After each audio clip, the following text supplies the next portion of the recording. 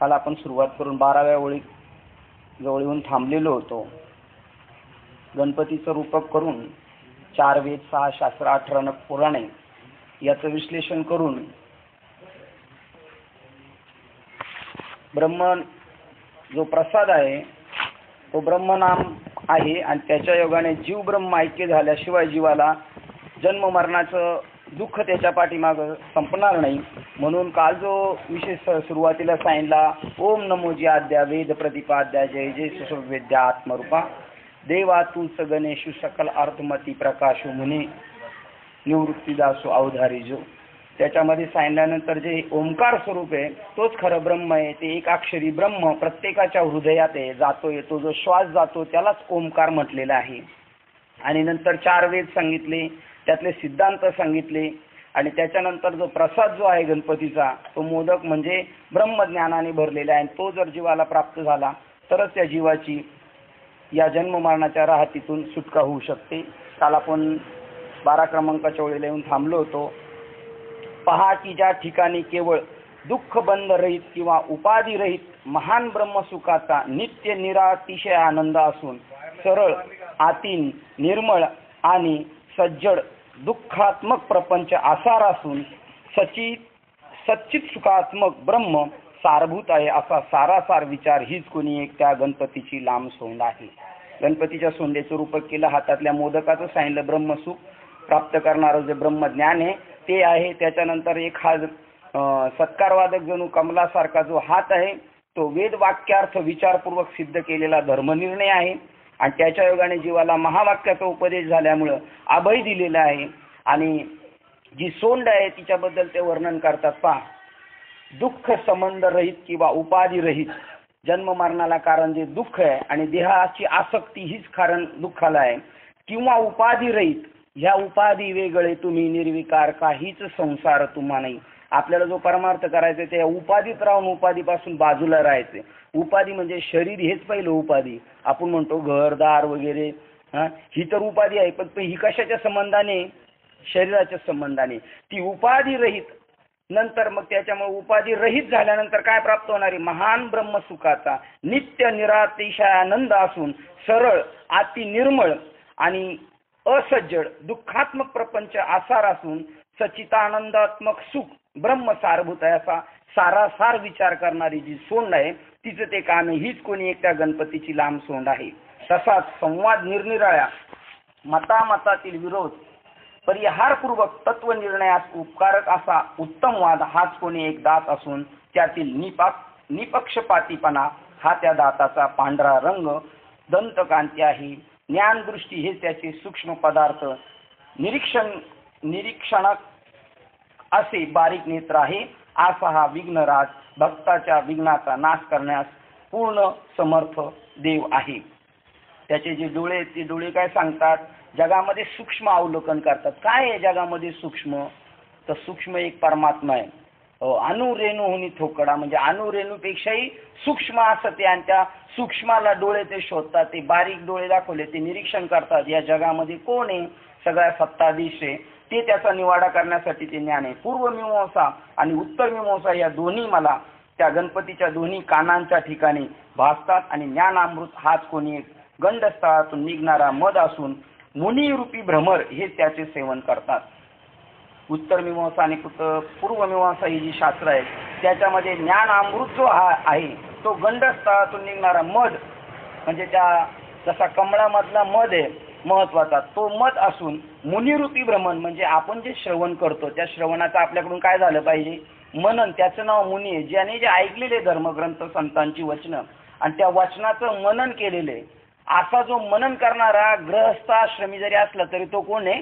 तो मुनी आहे. आणि ते मुनिरूपी भ्रमर हे त्याचे सेवन करतात. उपयुक्त श्रुती स्मृती प्रतिपादलेले प्रमेय म्हणजे सिद्धांत ही जणू त्याच्या अंगावरील सतेज ओळीच होत. आणि द्वैत अद्वैत सिद्धांत किंवा मते ही जणू 2 गंडस्थळे होत की ज्या त्या गजाननाच्या मस्तकावर सारख्या प्रमाणाने एकत्र आलेली आहेत. कारण श्रुती स्मृतीत सांगितलेले द्वैत व अद्वैत सिद्धांताचा वेद तात्पर्य विषयभूत स्वयंप्रकाश अखंड चेतन तत्वामध्ये समन्वय आहे. याची ती तुल्यबळे करून एकत्र राहणारी द्वैत अद्वैत रूपी गंडस्थळे गोतक होत.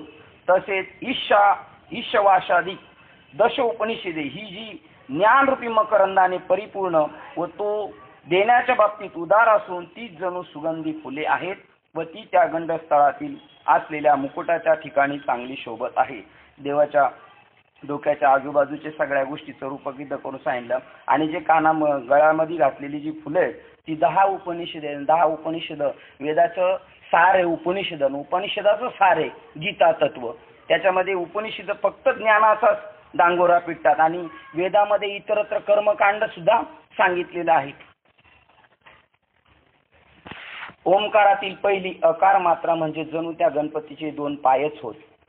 ओंकारातील दुसरी उकार मात्रा म्हणजे जणू त्याचे मोठे पोटच होय. आणि ओंकारातील तिसरी मकार मात्रा म्हणजे सर्व अवयवात श्रेष्ठ किंवा भव्य मंडल किंवा मोठा वाटोळा असा जणू मस्तकाचाच एक आकार होय. ओम, अकार, उकार आणि मकार ही तिन्ही मात्रा एकत्र झाल्या म्हणजे आशेष शब्द ब्रह्मरूपी गणेशाचे ओंकार स्वरूप प्रगट होते. आकार, उकार, मकारा आणि याच्यातून ओंकाराने आपल्याला गणेश किंवा आत्मा म्हणतात त्याचं प्रगटीकरण होणार. जेव्हा हे ओम हा शब्द आपल्याकडून साधनेच्या द्वारे जेव्हा प्रगट होईल, सिद्ध होईल, ओम हा मंत्र जेव्हा सिद्ध होणार तेव्हा प्रत्यक्ष गणपतीचं आपल्याला दर्शन होणार, प्रगट होणार. तो हृदयात असलेला त्यात संपूर्ण वेदाचा समावेश होतो. ओंकारामध्ये सगळ्या वेदाचा समावेश. एक अक्षरी ओम ही काय ब्रह्मस्वरूप आहे. ते ओम हा ब्रह्माचा निर्देश करते की ब्रह्म असं आहे आणि ओम हाच ब्रह्म शब्द आहे. शब्द हा बहुसार उपकाराच्या राशी. ओंकार तत्वता संपूर्ण वेदार्थाचे मुख्य तात्पर्य विषयभूत जे स्वयंप्रकाश ब्रह्म तत्पद आहे अशा त्या मूळ बीजभूत आद्य जगत कारणात्मक ओंकार स्वरूप श्री गणेशास मी श्री गुरु निवृत्तीनाथांच्या कृपेने नमस्कार करतो. सुरुवात झाली पहिल्या ओळीपासून ओम नमोजी आद्या आणि त्याचं हे सगळं मध्ये विश्लेषण केलं. 4 वेद, 6 शास्त्र, 18 पुराणे, त्याच्यातले सिद्धांत, अर्थभर रईसपणा हे सगळे कुठं कुठे आहेत.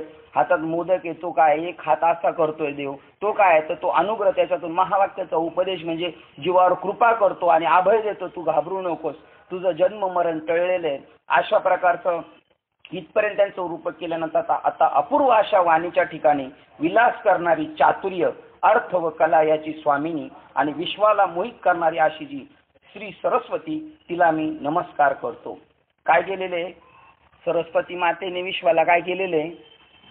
एवढे जेवढे वाक्चातुर्यवान पंडित जे बडबड करतात भक्ती हा विषय घेऊन, पण त्यांनी जगाला काय पाडलेले? जगाला काय पाडलेले?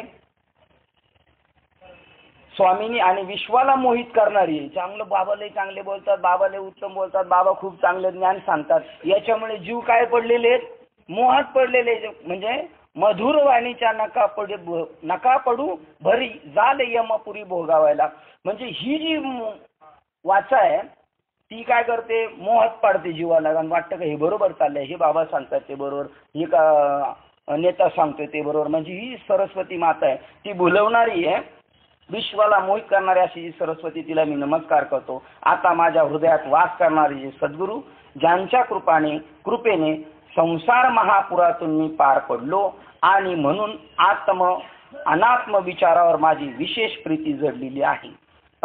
या ओळींवर आपण बऱ्याच वेळा प्रवचन ऐकलेली. आता माझ्या हृदयात वास करणारे सद्गुरू प्रत्येकाच्या बरोबर आहे. आपल्याला मिळालेलं नाम हेच सद्गुरू आहे. आणि वास्तविक सद्गुरू म्हणजे जळी स्थळी पाष्टी काशानी कोण भरलेले सगळं. ज्या ज्या ठिकाणी मन जाये माझे त्या ठिकाणी निज रूप तुझे मी ठेवितो मस्तक ज्या ठिकाणी तेथे सद्गुरू तुमचे पाय दोन्ही. म्हणजे सद्गुरू हे आकाराबद्दल बोललेले का इथं? आणि आपल्या हृदयात सद्गुरू म्हणजे काय? तर जो राम आहे, जो देव आहे, म्हणजे आपल्या बाबांच्या भाषेत नाम, देव, संत आणि तुम्ही इथं बसलेले हे सगळे मिळून काय आहेत? एकच आहे. तुम्ही सद्गुरू बी आहेत, तुम्ही जीव बी आहेत, तुम्ही देव बी आहेत, पण वास्तव तुमचं स्वरूप जे आत्मा आहे आणि त्या आत्मस्वरूपाबद्दल बोलतात की त्या माझ्या गुरूंनी माझ्याबद्दल काय केलेलं आहे? आता माझ्या हृदयात वास करणारे जे सद्गुरू ज्यांच्या कृपेने संसार महापुरातून मी पार पडलो. ही आपली प्रत्येकाला आपल्याला खात्री आली पाहिजे का मी जन्म मरणाच्या तडाख्यातून सुटलो का? जसं आपण पंढरपूरला गेल्यानंतर काय घेऊन येतो? प्रसाद, लाई घेऊन येतो. काय लाई प्रतीक आहे? ती या ओवीचं प्रतीक आहे की मी महासंसारपुरातून पार पडलो. आता ती लाई जरी ब्रह्मदेवाने पेरली तरी उगवणार नाही. तसं मला जन्म मरण नाही, हा प्रत्येकाचा अनुभव पाहिजे आपल्याला. जोपर्यंत आपल्याला वाटतं मला जन्म आणि मृत्यू आहे, तोपर्यंत ज्ञानेश्वर महाराज म्हणतात तो जीवलोक मी समजतो. आणि आपल्याला जीवपणा टाकून शिवपणावर पडायचे, आत्मस्वरूपावर पडायचे. पुढे येणारे ज्ञानेश्वर महाराज सांगतात, उपजणे आणि निमणे हे जे सासच मानणे तो हा जीवलोक म्हणिपे. उपजणे आणि निमणे म्हणजे जन्माला येणे आणि मरण हे सासच मानणे तो हा जीवलोक. मग जो याच्यापासून सुटलाय तोच जीवपणाला बाद करू शकतो. वास्तविक जीव खरा पण नाही, जीव हा खरा नाही. हे नारा आत बघ जरा, जीव हा खरा नव्हे, जीव खरा नव्हे. ही माया, मायेमुळे तो जीव स्वतःला संकुचित समजतो, मी जीव झालोय. नाही तर जीवच काय, ब्रह्म आहे, जीवच ब्रह्म आहे. पण तो संकुचित झाला म्हणून त्याचं नाव जीव ठेवलेले. कल्पना अविद्या तेने झाला जीव, कशामुळे झाला. नाही तर वास्तविक तो कोण आहे, शिव आहे. म्हणजे आत्म्याला जीवदशा आलेली, म्हणजे आपण निखळ आत्मे आहोत. पण ज्या ज्या वेळेला ज्या शरीरामध्ये त्याच्याशी एकरूप होतो त्या वेळेला आपण त्याला तेवढंच समजतो. आणि त्यामुळे आपण काय झालेलो आहे, जीवदशेला आलो, संकुचित झालो. जीव अज्ञानाचं प्रतीक आहे. कल्पना केली त्यांनी, काय कल्पना केली, मी एवढाच आहे. जसं आता हे लोखंड आहे, पण या लोखंडाने कल्पना केली मी सळी झालो. याला फक्त कशाचं ज्ञान पाहिजे, यांनी ज्ञान कसलं करून घेतलं, मी काय झालोय, सळी झालेलो आहे. त्याला काय कळालं पाहिजे, मी लोखंड आहे. मग हे लोखंड ज्याला कळल त्याला सळी हा विषय संपला. तसं ज्याला कळल मी परमात्मा आहे, मी आत्मा आहे, त्याच्याकडे जीवपणा राहत नाही. याने कल्पना केली मी सळी आहे आणि याला मूळ स्वरूपाबद्दल याचे अज्ञान झालं का, लोखंड या स्वरूपाबद्दल अज्ञान झालं, कल्पना अविद्या झाली. त्याच्यामुळे तो जीवदशेला आला आणि मग मात्र त्याला पाहिजे तिकडे फिरावं लागतं. या संसाराच्या महापुराणातून मी पार पडलो आणि म्हणून माझ्याकडे आता आत्मा अनात्म विचार पाहिजे. आपण ज्या ज्या गोष्टीशी जाऊ, जिथं जिथं आपलं जाणं होईल तिथं तिथं आपल्याकडे विवेक पाहिजे. जसं दूध घेताना आपण काय करतो, जो भैया जास्त दुधात पाणी टाकून देतो त्याचं घेणार का आपण दूध. मग आपण दूध घेताना सुद्धा किती सारासार विचार त्याला म्हणतात. रस्ता क्रॉस करताना बरोबर विचार करतो, इकडून गाडी ही येते, इकडून ही गाडी येते, तेवढ्याच तडाख्यात मी पास होणार आहे बरोबर. हा जो विचार आहे हा सारासार आहे. तसं प्रत्येक क्षणाक्षणाला तुम्हाला वाटचाल करत असताना आपल्याला पाहायचं की मी याच्यात गुतला तर जाणार नाही ना, सुटणार आहे ना, गुतला तर जाणार नाही. आणि सुटण्याचेच विचार आपल्याकडून झाले पाहिजे, तरच आपण या महापुरातून, संसार महापुरातून तरुण जाऊ शकतो. ज्याप्रमाणे पायाळूच्या डोळ्यात अंजन घातले म्हणजे त्यावेळी त्याच्या दृष्टीस विशेष सामर्थ्य येते. त्यानंतर अदृश्य धनस्थानाचा शोध घेतला असता त्यास भूमिगत असलेल्या द्रव्याचा महान ठेवा स्पष्ट दिसू लागतो. आता ही ज्ञानेश्वर महाराजांनी बरोबर काल साहेबांनी मला विचारलं, जुने काय काय उदाहरणं याच्यात शब्द दिलेले. आता हे प्रमाणच आहे ना आपल्याला लगेच कळणार आहे. कारण का आपल्याला धनाचा खजिना शोधायचा आहे. प्रत्येकाला माहिती आहे आपल्याला खजिना. आपल्याला जर कोणी सांगितलं आपल्या इथं घराच्या पुढे पुरून ठेवलेले, तर आपण लगेच पायाळू माणसाला शोधून आणू. त्यांना हे सांगायचं का तुम्हाला ह्या गोष्टीची रोज सवय, धनाची तुम्हाला अपेक्षा आहे. आणि जसं एखाद्याच्या डोळ्यात जर अंजन घातला का मग मात्र दृष्टीशी फाटा फुटेल. मग वास पाहायचे ते प्रगटे महानिधी. इथं सांगितले धन, पण आता त्यांना पुढचं धन सांगायचंय. आत्मनिधान जे आहे ते त्यांना सांगायचं. पण तुम्हाला पहिला दृष्टांत दिला, कारण तुम्हाला जर जमिनीतलं धन पाहिजे असेल तर कसा पाहिजे, पायाळू पाहिजे. धन आपलंच आहे, पण आपल्याला प्राप्त करायचं असेल तर कोण पाहिजे, त्याच्यासाठी पायाळू पाहिजे. पायाळूच्या डोळ्यात काय पाहिजे, अंजन पाहिजे. त्याप्रमाणे अथवा चिंतामणी, अजून दृष्टांत देतो, अथवा चिंतामणी हस्तगत झाल्यावर ज्याप्रमाणे मनात इच्छिले सर्व हेतू नेहमी पूर्ण होतात. आपण जर त्या स्थितीवर जर स्थिर झालो, आत्मस्वरूपावर जर आपण नाही जास्त होणार आपण लगेच, कारण संसारातलेच होतो आपण. पण जसं जसं आपला निश्चय वाढत जाईल, तुम्ही फक्त जी जी कल्पना कराल ना ती वास्तव्यात उतरणार आहे. ते म्हणतात की चिंतामणी हस्तगत झाल्यावर ज्याप्रमाणे मनात इच्छिलेले सर्व हेतू नेहमी पूर्ण होतात, त्याप्रमाणे श्री गुरु निवृत्तीनाथाच्या कृपेने माझे सर्व मनोरथ परिपूर्ण झाले आहेत असे ज्ञानदेव म्हणतात. म्हणून जाणत्याने बंद, ज्यास बंद आणि मोक्ष ज्ञानपूर्वक उपयुक्त श्री गुरु सामर्थ्याचे ज्ञान आहे अशा मुमुक्षांनी. आता आपण ही ओळ परत नेहमी ऐकतो, म्हणून जाणतेने गुरु वजिजे.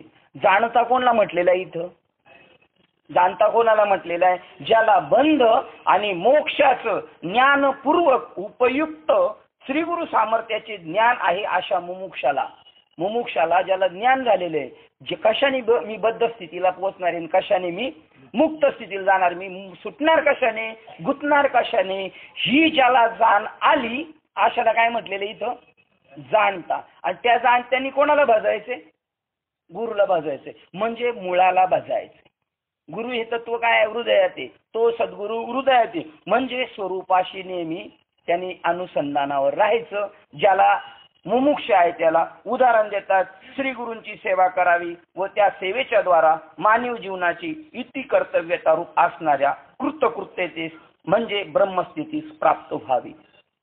मग ते आत्मस्वरूप जे त्याची सेवा करायची. आता बघा इथं श्री गुरुची सेवा सांगितली. आता इथे एका ठिकाणी सांगितले, मनोनी मने काया वाचा जो सेवक होईल येचा, कोणाचा? ज्ञानेश्वरीचा. तो स्वानंद साम्राज्याचा चक्रवर्ती होईल. राजे आहेत, मांडलिक राजे आहेत, पण चक्रवर्ती राजाच्या हाताखाली सगळे बाकीचे राजे असतात. तसा जो ज्ञानेश्वरीची कायेने वाचेने मनाने सेवा करील तो चक्रवर्ती राजा होईल. कुठचा? ब्रह्म साम्राज्याचा. मग ती सेवा करायची. किंवा ज्ञानदेव म्हणे भाजा आत्मदेव. मग आता आत्म्याला कसं काय भाजायचंय? आत्म्याची सेवा कशी काय करू शकतो आपण? एका व्यक्तीची सेवा करू शकतो. दोन असतात ना, तेव्हा त्या व्यक्तीची ही व्यक्ती सेवा करू शकते, पण एकाची कशी काय सेवा करायची? एकाने आपणच आपल्याला ओळखणे आणि त्याच्याशी एकरूप राहणे. आत्म्याने आत्म्याला ओळखायचं आणि आत्म्याशी एकरूप राहायचं, त्याला म्हणायची सेवा. ते म्हणतात मानवी जीवनाची इति कर्तव्यता असणाऱ्या कृतकृत्यतेस. आपल्या मानवी शरीर जशासाठी मिळाले, कृतकृत्य झालो, इच्छा केली ते पावलो. काय इच्छा केलेली आपण? मानवी जीवनाची इति कर्तव्यता काय? काय प्राप्त करायचे आपल्याला? आपली हरवलेली ब्रह्मस्थिती. ज्ञान हे आपलंच स्वरूप आहे मूळचं. ज्ञानेश्वर महाराज 14व्या अध्यायात सांगतात. पण आपलीच वस्तू आपल्यापासून हरवून गेलेली आणि आता आपण ती आपली समजत नाही. आता ती कोणाची समजतोय? दुसऱ्याची. ब्रह्म ही स्थिती आपली आहे, पण आपली ब्रह्मस्थिती हरवली आणि आता ती कोणाकडे गेलेली आहे? दुसऱ्याकडे गेलेली आहे. आणि त्यावेळेला त्या दुसऱ्याकडे गेली त्या स्थितीला नाव आहे परब्रह्म. ब्रह्म आपणच आहे, पण आपण आपली स्वरूपस्थिती काय समजायला लागलो? आता परकी समजले, दुसरी समजते. दुसरा कोणतरी आपल्याला देणार आहे. परब्रह्म ज्ञान म्हणजे दुसऱ्याचं ब्रह्मज्ञान वाटतं. नाही तर ज्ञान हे कोणाचं स्वरूप आहे? आपलं स्वतःचं स्वरूप आहे. मानवी जन्माची कृतकृत्यतेस म्हणजे ब्रह्मस्थितीत प्राप्त व्हावे. आपण आपल्या स्वरूपापर्यंत जाण्यासाठी हा प्रत्येकाने आक्रमिलेला मार्ग आहे. आपण माळ घातली ना, म्हणजे आपण या मार्गाचे आता काय झालेलो आहेत? मार्गस्थ झाले, पांथस्थ झालेले. जसं आळंदीवरून पंढरपूरला प्रस्थान निघतं, तसं प्रत्येकाने प्रस्थानाला सुरुवात केलेली. जायचे त्याला मोक्षाकडे. मग आता कोण कुठं पोहोचले? आता काहींची गाडी संध्याकाळी सुटणार आहे, काहींची कालच सुटलेली आहे. बस कोणत्या दिशेने? मोक्षाच्या दिशेने आपला प्रवास आहे. आणि हे जे आपण जे सगळं करतोय हे आपण आपल्यासाठी करतोय का दुसऱ्यासाठी करतोय? आता मी ज्ञानेश्वरी वाचतोय नाही, मी माझ्यासाठी वाचतो.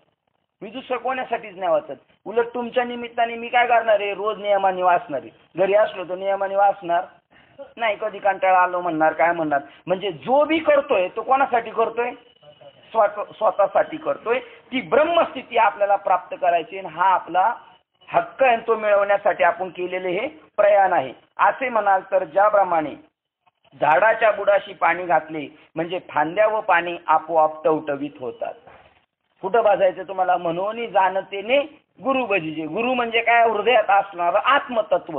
तिथं जर तुम्ही भाजलात तर सगळ्यांना भजल्यासारखं होईल. जसं मुळाला पाणी घातलं म्हणजे फांद्यांना पाणी मिळतच मिळतं. किंवा त्रिभुवनात जितके तीर्थे आहेत तितक्या सर्व तीर्थात स्नान केल्याचे पुण्य एका समुद्रात स्नान केल्याने मिळते, अथवा अमृत रसाचे सेवन केले असता सर्व रस सेवन केल्याप्रमाणे होते. आता हे सगळं दृष्टांत कशासाठी सांगतात? तुमच्या मुळाला तुम्ही भजा. जैसे मूळ सिंचने साका पल्लव संतोषती. आत्मस्वरूपाला भजा आणि आत्मस्वरूपाला भजण्याची युक्ती सांगतात ती. जर आता एखाद्याला काशीला जायचं वाटतंय आणि काशीला जायचं पण त्याला असं वाटतं पैसे पण आहे पण शरीर साथ देत नाही आणि त्याला काशीचं पुण्य तर पदरात पाडून घ्यायचे. काय ज्ञानेश्वर महाराजांनी युक्ती सांगितली सामान्यातल्या सामान्य माणसाला? ज्याला नाही जमणार काशीला गंगा यमुना सरस्वतीचं स्नान करायला, तर त्याने सरळ दादर चौपाटीला नाही तर जीव चौपाटीला जाऊन स्नान करून यायचं. त्याने सकळ तीर्थाची स्नान केल्याची पुण्य त्याला मिळणार आहे. कारण सगळ्या नद्या कुठं जाऊन मिळतात? शेवटी समुद्राला मिळतात. एका समुद्राचं स्नान केलं तर सगळ्या तीर्थाचं स्नान केल्यासारखं होतं.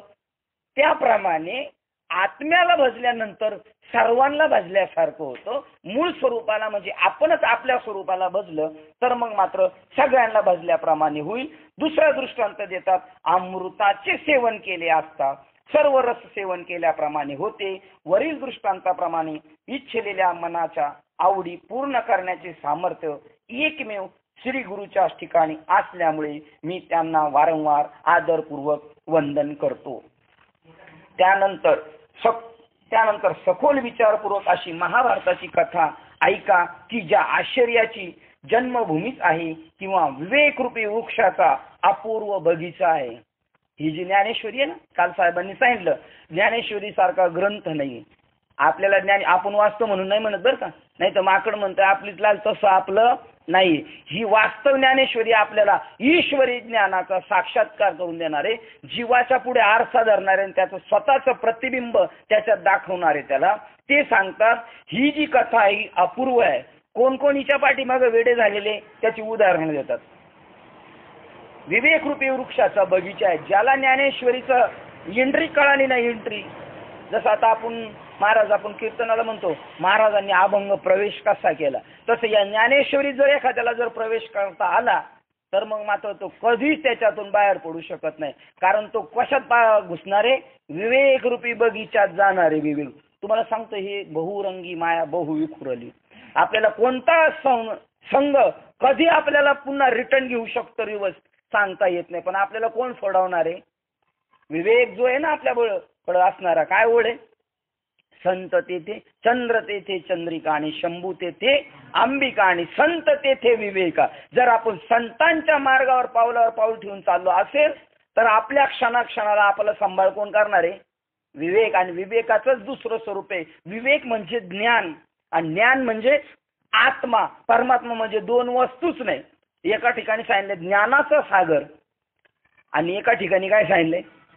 विवेकाचा सागर. म्हणजे ज्ञानाचा सागर जो आहे त्या सागरात आपण प्रवेश केलेला आहे. सांगा अमृताच्या सागरात पडल्यानंतर मरायची भीती का? आणि परमार्थ करणं आपल्या हातात नाही बरं का. आपण किती प्रयत्न केले ना मी कधी कधी पाहतो काही काहींची कर्म कशी. मला 2 वेळा गेल्या वर्षी ज्ञानेश्वरीच्या वेळेला असं वाटलं होतं आपण वाचू शकतो का नाही. आमची आईच आजारी पडली पण 2-4 दिवस सतत कव्हर झाली. आता पंढरपूरला जायचं म्हटलं आम्हाला जमतं का नाही आमची आजी. पण अगोदरच गेल्यांमधला पिरियड करून दिला. आपली कर्म सानुकूल आपल्याला व्हायला पाहिजेत. त्याशिवाय आपण इकडे निघालो मध्येच कोणतरी पाहुणे आले तर राहिली ज्ञानेश्वरी आपली.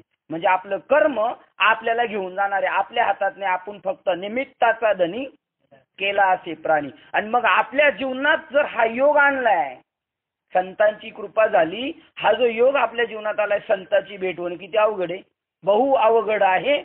मग हा योग कोणी आणलेला आहे बघा. त्याच वाक्यात आहे परी जग जेठी करुणा केली. याच्यातली रहस्य कोण करून देईल आपल्याला, कळून देईल? तुका म्हणे कृपा करील नारायण तरीच हे वर्म पडे ठावे. म्हणजे आतापर्यंत 50% आपला प्रवास सुखरूप झालाय. आता इथून पुढचा प्रवास आपला कोण करणार आहे? आपण करणार आहे का आपला देव सांभाळ करणार आहे? देवच करणार आहे. याचं वाक्य आहे योग क्षेम त्यांचे जाणे जड भारी वाट दावी. त्यालाच आहे ना पुढे जॉईन करी धरून या. मग आपल्या जीवनात योग आणला तर लोक योग कसा धरतील? संसारिक उत्कर्षाचा योग लोक समजतात. योग क्षेम वाहम्यम हे गीतेतलं वाक्य आहे. पण LIC घेतले. LIC कशाचा त्याचा सांभाळ करते? फक्त ह्या जन्मात जर आपला एखादा माणूस गेला तर त्याच्यात अवलंबून असणाऱ्या दुसऱ्या माणसाचा. पण ह्याच जन्माचा करते का जन्मोजन्मीचा बंदोबस्त करते LIC? एका जन्माचा. पण देव म्हणतात मी याच्या 84 लक्ष योनीचा कसा सांभाळ करणार आहे. त्याचा योग आणलाय मानवी जन्मात, त्याची संताची भेट करून दिली, त्याला ज्ञान दिलेलं आहे. आता हा जो त्याच्या जीवनात योग आलाय याचा सांभाळ कोण करणार आहे? ईश्वरच करणार. आपण काहीच करू शकत नाही. हो आपल्या हातातच नाही. आपण निमित्ताचा धनी. फक्त आपण एक करायचं. भोपळ्याच्या वेलाला भोपळा आलेला आहे छोटा, पण त्याला जर डांगा भोपळा व्हायचं तर त्यांनी काय करायचंय? फक्त वेलाला सोडायचं नाही. आपण कुठं गेलं तर वेलाला सोडायचं नाही, आणि मग मात्र आपण त्या मार्गाने पुढे जाऊ शकतो. विवेकरूपी वृक्षाचा अपूर्व बगीचा आहे ज्ञानेश्वरी म्हणजे. किंवा जी कथा सर्व सुखाचे मूळ कारण. काय सर्व सुख? सर्व सुख काय ज्ञानेश्वरी मध्ये सांगितलंय? सर्व सुख कशाला म्हणतात? जीवाचं ब्रह्माशी ऐक्य होणे याचं नाव सर्व सुख आहे. सर्व सुख ल्यालो सर्व अलंकार. अलंकार काय माहिती का? कीर्तनकार, प्रवचनकार, भजन करणे, वादक होणे, श्रवण करणे, ह्या बी अलंकार आहे बरं का. हे आता आपण अलंकार परिधान केलेले. पण सर्व सुख ल्यालो म्हणजे ओरिजिनल. ज्याने दागिने घातले तो जायला रस्त्याने फिरायला घाबरेल की नाही? ओरिजिनल जर 23 कॅरेटचं सोनं 10 तोळे घालून जर फिरायला लागला रेल्वेने तर तोच घाबरेल का दुसरा कोणी घाबरेल? तोच घाबरेल ना. पण तुकाराम महाराज म्हणतात मला आता घाबरायची कारण नाही, मी ओरिजिनल घालून फिरतो, मी घाबरत नाही. आता लोक डुप्लिकेट घालतात सोनं आणि ते बी फिरतात आणि ते म्हणतात सर्व सुख ल्यालो सर्व अलंकार आनंदे निर्भय. आता तू काय 23 कॅरेटचं घातलं का? डुप्लिकेट घातलं फिरतो म्हणतो सर्व सुख ल्यालो. हा दृष्टांत कशासाठी सांगतोय सिद्धांत? परमार्थाचे खोट्या समजा करून घेतलेले आहेत आम्ही. मला सगळं प्राप्त झालं, मला वाजवायला यायला लागलं, मला सांगायला यायला लागलं, मला नियोजन करायला यायला लागलं, मी माळ घातली आणि हे समजतो का मी सर्व सुख?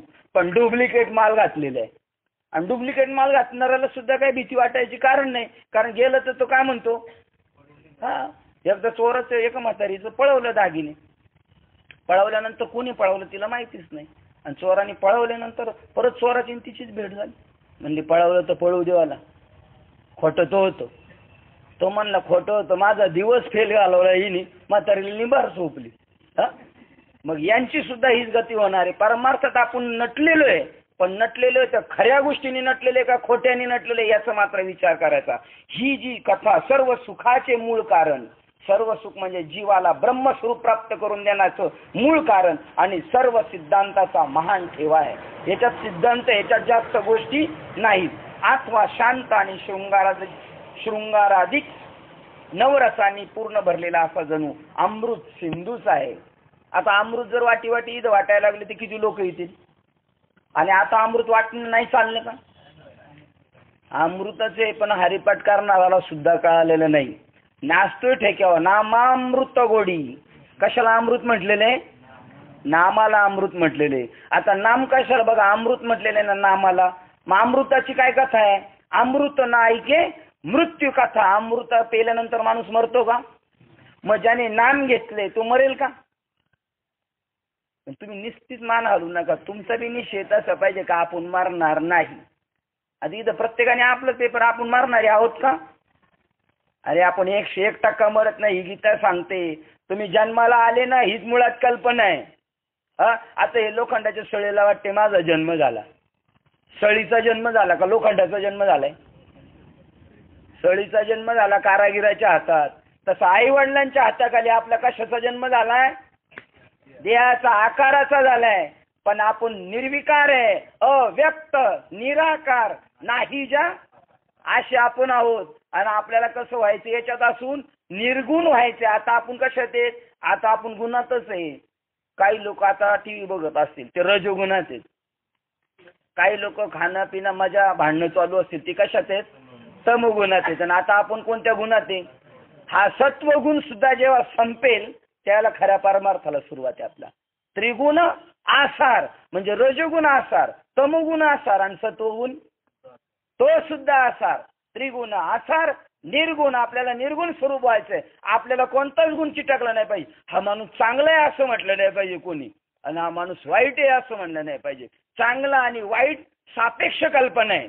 वाईट आहे हा म्हणजे चांगल्याच्या विरुद्ध वाईट दिसतोय, आणि हा चांगला आहे म्हणजे वाईटापेक्षा बरं आहे. ह्या गोष्टी दोन्ही नाही आपल्याला लागू पडणार. त्यावेळेला आपण सुखाचे शेजारी पहुडलो. अमृत सिंधू आहे. आता हे जे वागतोय ना आपण सगळं अमृत सिंधू मध्ये वागतोय.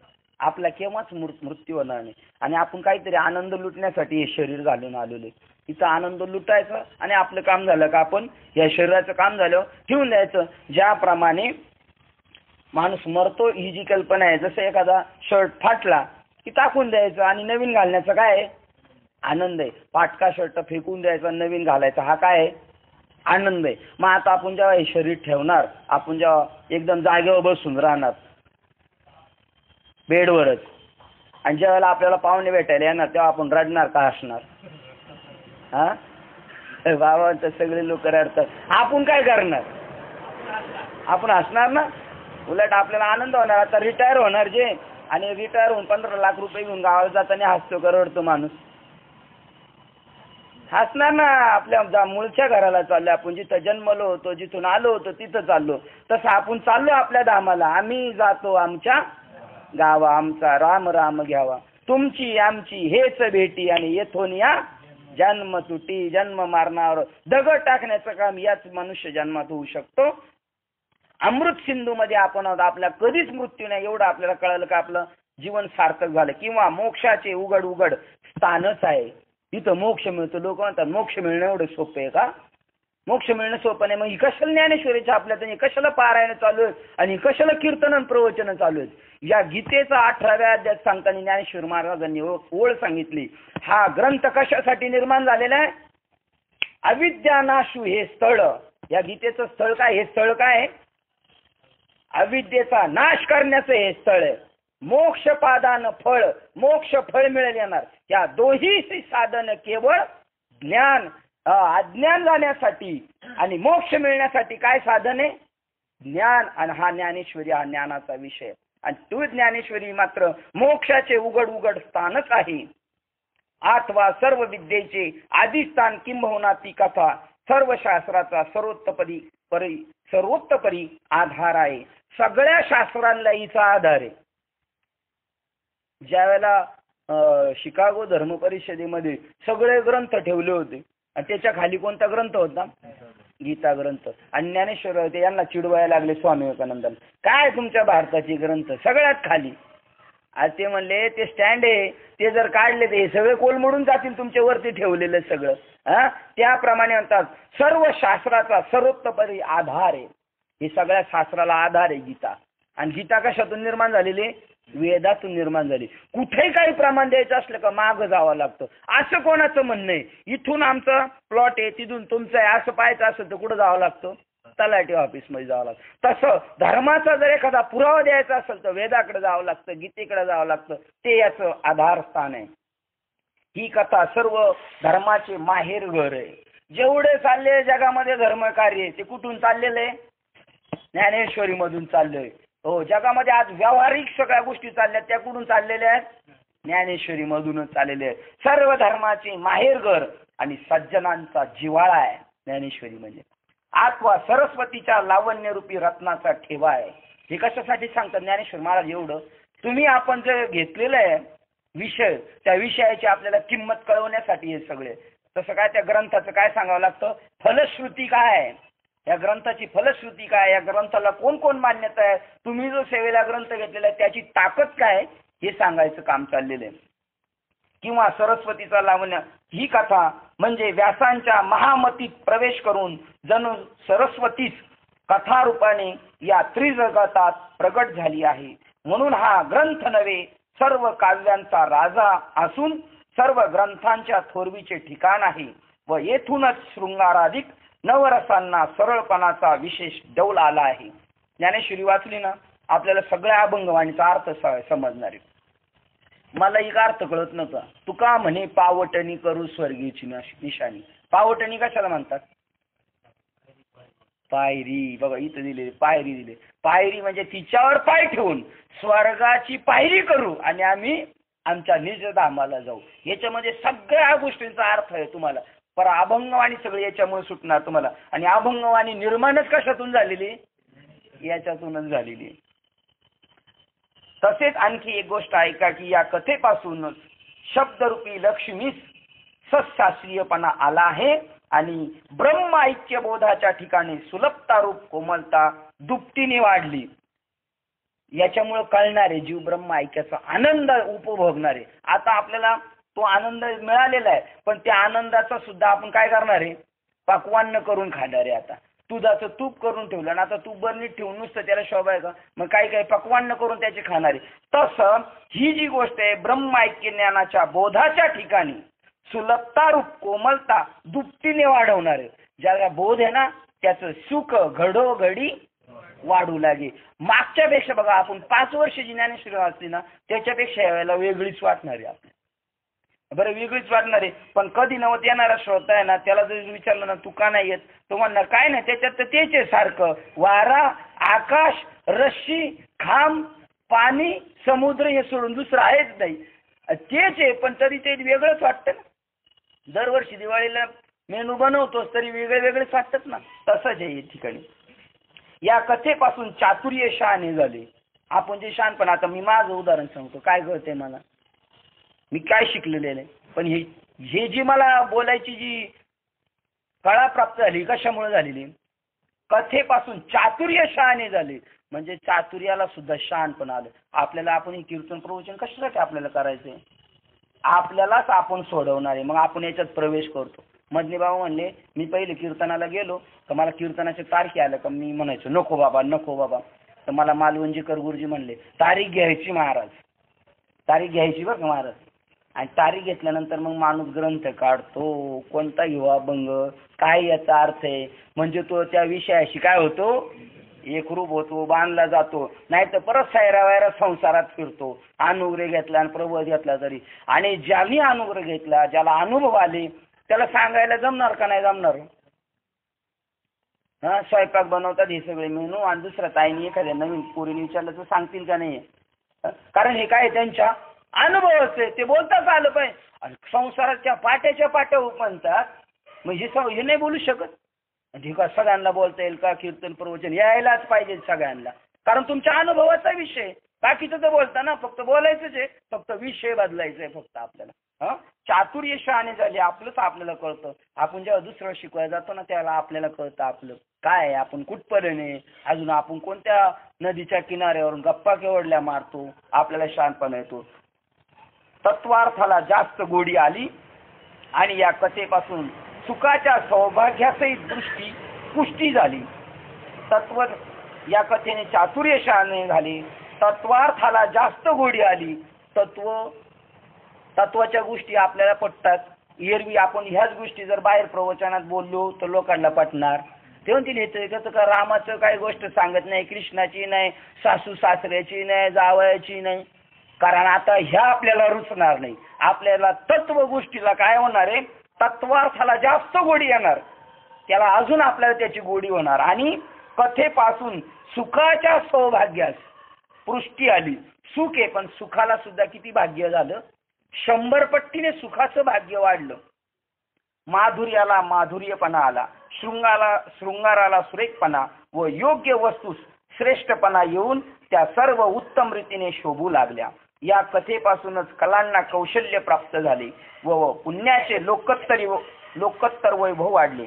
म्हणूनच 18 दिवसात महाभारताची 18 पर्वे ऐकल्यामुळे जन्मेजयाच्या ब्रह्महत्येचे दोष सहजच नाहीशी झाले. आणि क्षणभर विचारपूर्वक पाहू लागले असता येथे रंगाच्या ठिकाणी विशेष सुरेखपणा आला व गुणाला चांगुलपणाचे विशेष तेज लाभले आहे. ज्याप्रमाणे सूर्याच्या प्रकाशाने ढवळून निघालेले हे त्रैलोक्य प्रकाशित झाल्याचे दिसते त्याप्रमाणे व्यासांच्या विशाल बुद्धीत महाभारतरूपी कथेच्या द्वारा व्यापलेले अखिल विश्व प्रकाशयुक्त ज्ञान संपन्न होऊन शोभत आहे. किंवा चांगल्या शेतात बी पेरले असता त्याचा जसा सहजच पूर्णतया विस्तार होतो तसेच या महाभारतात औपनिषदिक बीजभूत वेद प्रतिपादित अशा सर्व विषयाचा विस्तार शोभिवंत झाला आहे. अथवा खेडवळ मनुष्य नगरात राहिल्यावर ज्याप्रमाणे शहाणा होतो. आता हा दृष्टांत आपल्याला बरोबर पडणार. माग चातुर्य शहाणे झाले अजून काय काय आलं होतं शृंगाराला शृंगारपणा आला सुखाला सौभाग्यता आली तत्वार्थाला गोडी लागली. हे नाही कळायचं पण आता हा दृष्टांत कळेल. या दृष्टांताने कळेल का या गीतेमुळं या ज्ञानेश्वरीमुळं आपली काय उंची वाढणार आहे आपण कसे होणार आहे. अथवा खेडवळ मनुष्य नगरात राहिल्यावर ज्याप्रमाणे शहाणा होतो त्याप्रमाणे व्यासांच्या वाणीचा तेजामुळे सर्व जग स्वच्छ ज्ञानमय झाले. हे जर आपण ऐकलं, एखाद्या नगरातला आपल्याला सगळ्यांना मुंबईला का पाठवलं आपल्या गावच्या घरच्यांनी? आपण लहान होतो, नंतर गावचे लोक म्हणले जा मुंबईला, स्वतःच्या पायावर उभा राहा आणि काय कर, तुझी नजर उघडी कर, म्हणजे तू शहाणा होशील. इकडे आले आपल्या सगळ्यांच्या नजर उघडं झाले. तसं इथे आल्यानंतर नजर उघडी होईल आणि नजरेत आता काय दिसेल? काय दिसेल? रूप पाहता लोचनी सुख झाले उसाजनी. डोळ्यातच आपल्या ते दिसणार. जगामध्ये ब्रह्म दिसे उघडी. ज्ञान तंतू आपल्याला दिसणार सगळं. या ज्ञानाच्या दृष्टीने बाहेर सगळीकडे पाहिल्यानंतर आपल्याला काय होणार? स्वच्छ ज्ञानमय जग, सर्व जग स्वच्छ ज्ञानमय झाले. तसेच तारुण्याच्या प्रथम दशेत सौंदर्याची शोभा स्त्रियांच्या अंगी जशी विशेष अभिव्यक्त झाल्याची दृष्टीस पडते, अथवा बागेत वसंत ऋतूने प्रवेश केला असता तेथील सर्व लहान मोठ्या वृक्षांच्या ठिकाणी पहिल्यापेक्षा अतिशय चांगल्या रूपाने सौंदर्याची खाणच प्रगट होते. ती रोप पहिलीच आहेत, पण विशेष वसंत ऋतू आल्यानंतर त्याच्यामध्ये अशी अजून डौलदारपणा येतो. तसा आपण पहिले जरा बरे होतो ना, अजून काय होणार? आता आपल्याला अजून त्या आपल्या बोधाला फळ आल्यासारखं होणार. अथवा सोन्याच्या लगडी पाहिल्या असता त्या दिसण्यात साधारण दिसल्या तरी त्याचेच दागिने बनवले म्हणजे तेच सोने आपले सौंदर्य काही निरनिराळ्या रूपाने दाखवते. त्याप्रमाणे व्यासांनी अलंकृत केलेल्या वाटेल त्या कथेला पवित्रपणा येतो. ते जाणूनच की काय इतिहासाने आपण होऊनच त्या कथेचा आश्रय केला किंवा जगात पूर्ण प्रतिष्ठा प्राप्त होईल म्हणून स्वतःच्या अंगी नम्रता धरून सर्व पुराणे आख्यान रूपाने महाभारतात आली. म्हणून महाभारतात जे नाही ते त्रैलोक्यात नाही. या कारणास्तव संपूर्ण त्रैलोक्यास व्यासोचिष्ट असे म्हटले जाते. ह्या महाभारतात सगळ्या कथा आलेल्या, पुराण आलेले, सगळं आलेले आणि ही गीता सुद्धा या महाभारतातच आली. आणि त्यामुळं याचे कर्ते कोण आहेत? व्यास आहेत. आणि त्यामुळे ते सगळं वाङ्मय कसं झालेलं आहे? उष्ट झालेलं आहे. आणि ते उष्ट आपल्याला सगळ्यांना प्राप्त झालेले. आता ह्या उष्ट्याबद्दल बोलतात. आणि आता जगामध्ये उष्ट्याबद्दल बघा, जेवायला बसल्यानंतर बाबांच्या बाजूला आपण जेवायला बसलो तर बाबा काय करणार? भरपूर घेऊन ठेवणार आणि मग उरलेल्या शिष्याने चापायचं ते. आणि बाबाचं उष्ट खाल्ल्यावर ज्ञान होतं म्हणून. म्हणजे बघा कशी व्यवहारामध्ये घोटाळे करून ठेवले. अशी ही जगात सुरस म्हणून प्रसिद्ध असलेली व ब्रह्म ऐक्य ज्ञानास जन्म देणारी. कशाला जन्म देणारी ही कथा? आपण ब्रह्म आहोत आणि जीवदशेला आले त्या जीवाची ब्रह्माशी ऐक्य करून देणारी, त्या जीवाचं आणि ब्रह्माचा जन्म होणार आहे, ऐक्य होणार आहे. अशी ही महाभारत रूपी कथा श्री वैशंपायन मुनींनी राजश्रेष्ठ जन्मेजय सांगितली. जी कथा अजोड, चांगली, परमपावन, उपमा रहित, हिला उपमा देता येत नाही, परमपावन आहे आणि सर्वोत्कृष्ट कल्याणाचे स्थान आहे, ती ऐका. आता भारत हे कोणी कमल आणि भगवंताने स्वतः अर्जुनास सांगितलेला जो गीता विषय हाच त्यातील पुष्पपराग होय. अख्खं महाभारत म्हणजे कमळ आणि त्या कमळामध्ये जो परागकण आहे ती म्हणजे गीता. म्हणजे महाभारतापेक्षा श्रेष्ठ काय आहे? गीता आहे. कमळापेक्षा परागकण श्रेष्ठ आहे. अथवा अशी कल्पना करता येईल की व्यासांनी वेदरूप समुद्र बुद्धिरूप रवीने घुसळून त्यातून शेवटी हे महाभारत रूपी अनुपमय लोणी निवडून काढली. नंतर त्यास ज्ञानरूपी अग्नीची आग देऊन विचाररूप कड आल्यावर गीता हे पद्यरूपी जणू काय साजूक तूप बनले. ज्या गीतेची वैराग्यवान नेहमी इच्छा करतात. गीता कोणाला आवडते? ज्ञानेश्वरी कोणाला आवडेल? ज्याला विरक्ती निर्माण झाली ना या संसाराबद्दल त्याला ज्ञानेश्वरी आवडणार. आणि कथा कोणाला आवडणार? ज्याला अजून संसारात रमायचंय आणि आनंद लुटायचा त्याला आवडणार आहे. गीता ही वैराग्यवान याची नेहमी इच्छा करतात. तिचा संत नेहमी अनुभव घेतात. कोणाचा? संत गीतेचा अनुभव घेतात. आणि गीता कशाला म्हटलेले ते आता या शब्दात सांगणार आहे पुढे. आणि ब्रह्म ऐक्य भावाने निष्णात झालेले ब्रह्मनिष्ठ जिच्या ठिकाणी रममान होतात. कोण रममान होऊ शकतं इथं? जे ब्रह्मनिष्ठ आहेत. आता भ्रमिष्ठ लोक आहेत, गायकवाड ते सांगतात एक ब्रह्मनिष्ठ शब्द आहे आणि एक भ्रमिष्ठ शब्द आहे. भ्रमिष्ट म्हणजे जग ज्याला वाटतंय तो कोण आहे? भ्रमिष्ट, तो भ्रम पावलेला आहे. नाही तर वास्तविक काय आहे? ब्रह्म आहे. बा रात्रीच्या याच्यामध्ये हा खांबच आहे, पण जर लाईट बंद केली तर खांब काय दिसतो? भूत दिसतो. मग आता खांब आहे पण त्याच्यावर भूत दिसतोय, हे त्याला काय झालेलं आहे? भ्रम झालेलं आहे. मग आता हे जग ब्रह्म आहे पण त्याच्यावर काय दिसतंय? जग दिसतंय. हा काय झालेला आहे? जीवाला भ्रम आहे. आणि एवढे भ्रमिष्ठ जीव ज्ञानाचा उपदेश करायला महाराष्ट्रात फिरतात. कोण? भ्रमिष्ठ जीव. ते म्हणतात देव कुठं राहिला का? आता जगात देव भेटणार आहे का? आताचं जग कलियुग आहे, जगात काय आता लोक चांगली राहिली नाही, हे जग आहे होय?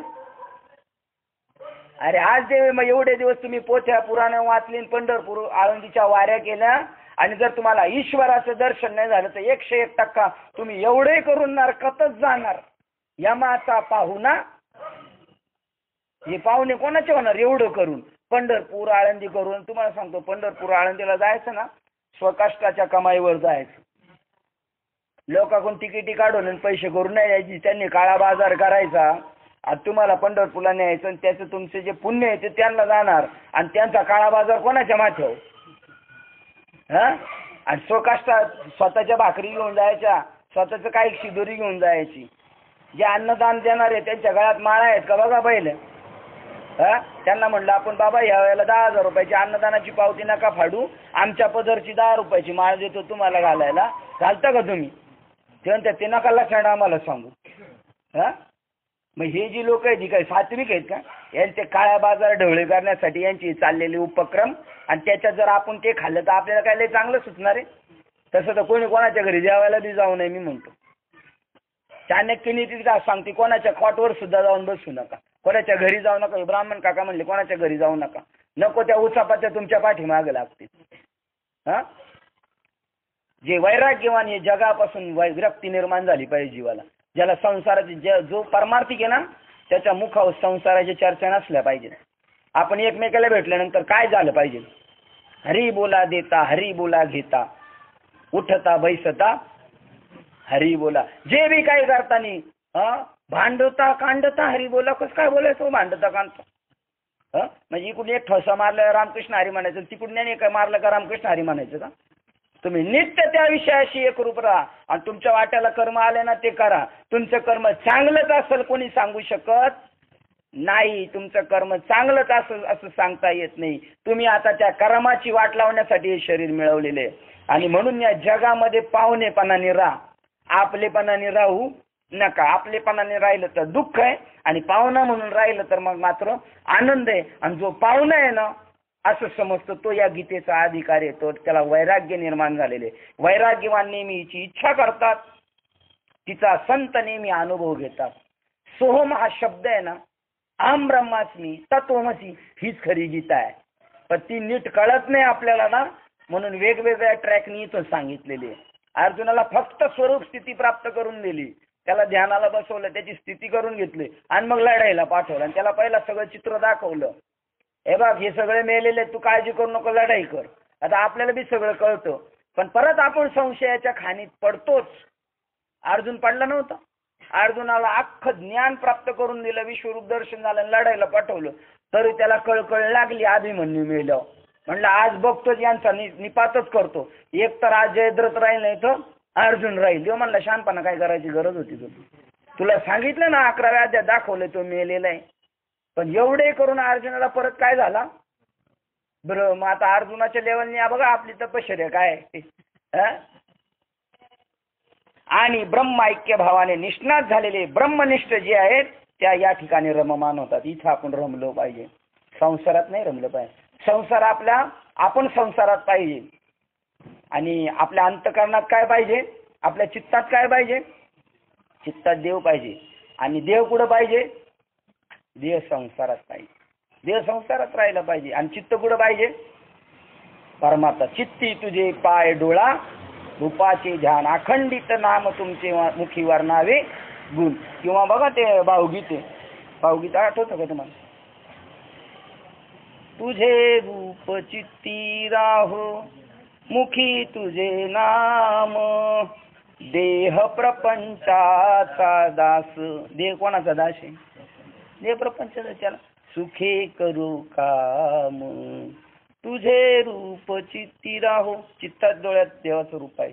आपण कुठेही काम धंदा करताना सुद्धा आपण त्या स्वरूप स्थितीवर राहू शकतो. आणि देह कोणाचा दास आहे? प्रपंच. त्याला जन्माला आलं म्हणजे त्याला खाण्यापिण्यासाठी निवारा पाहिजे, झोपण्यासाठी त्याला काम केलंच पाहिजे.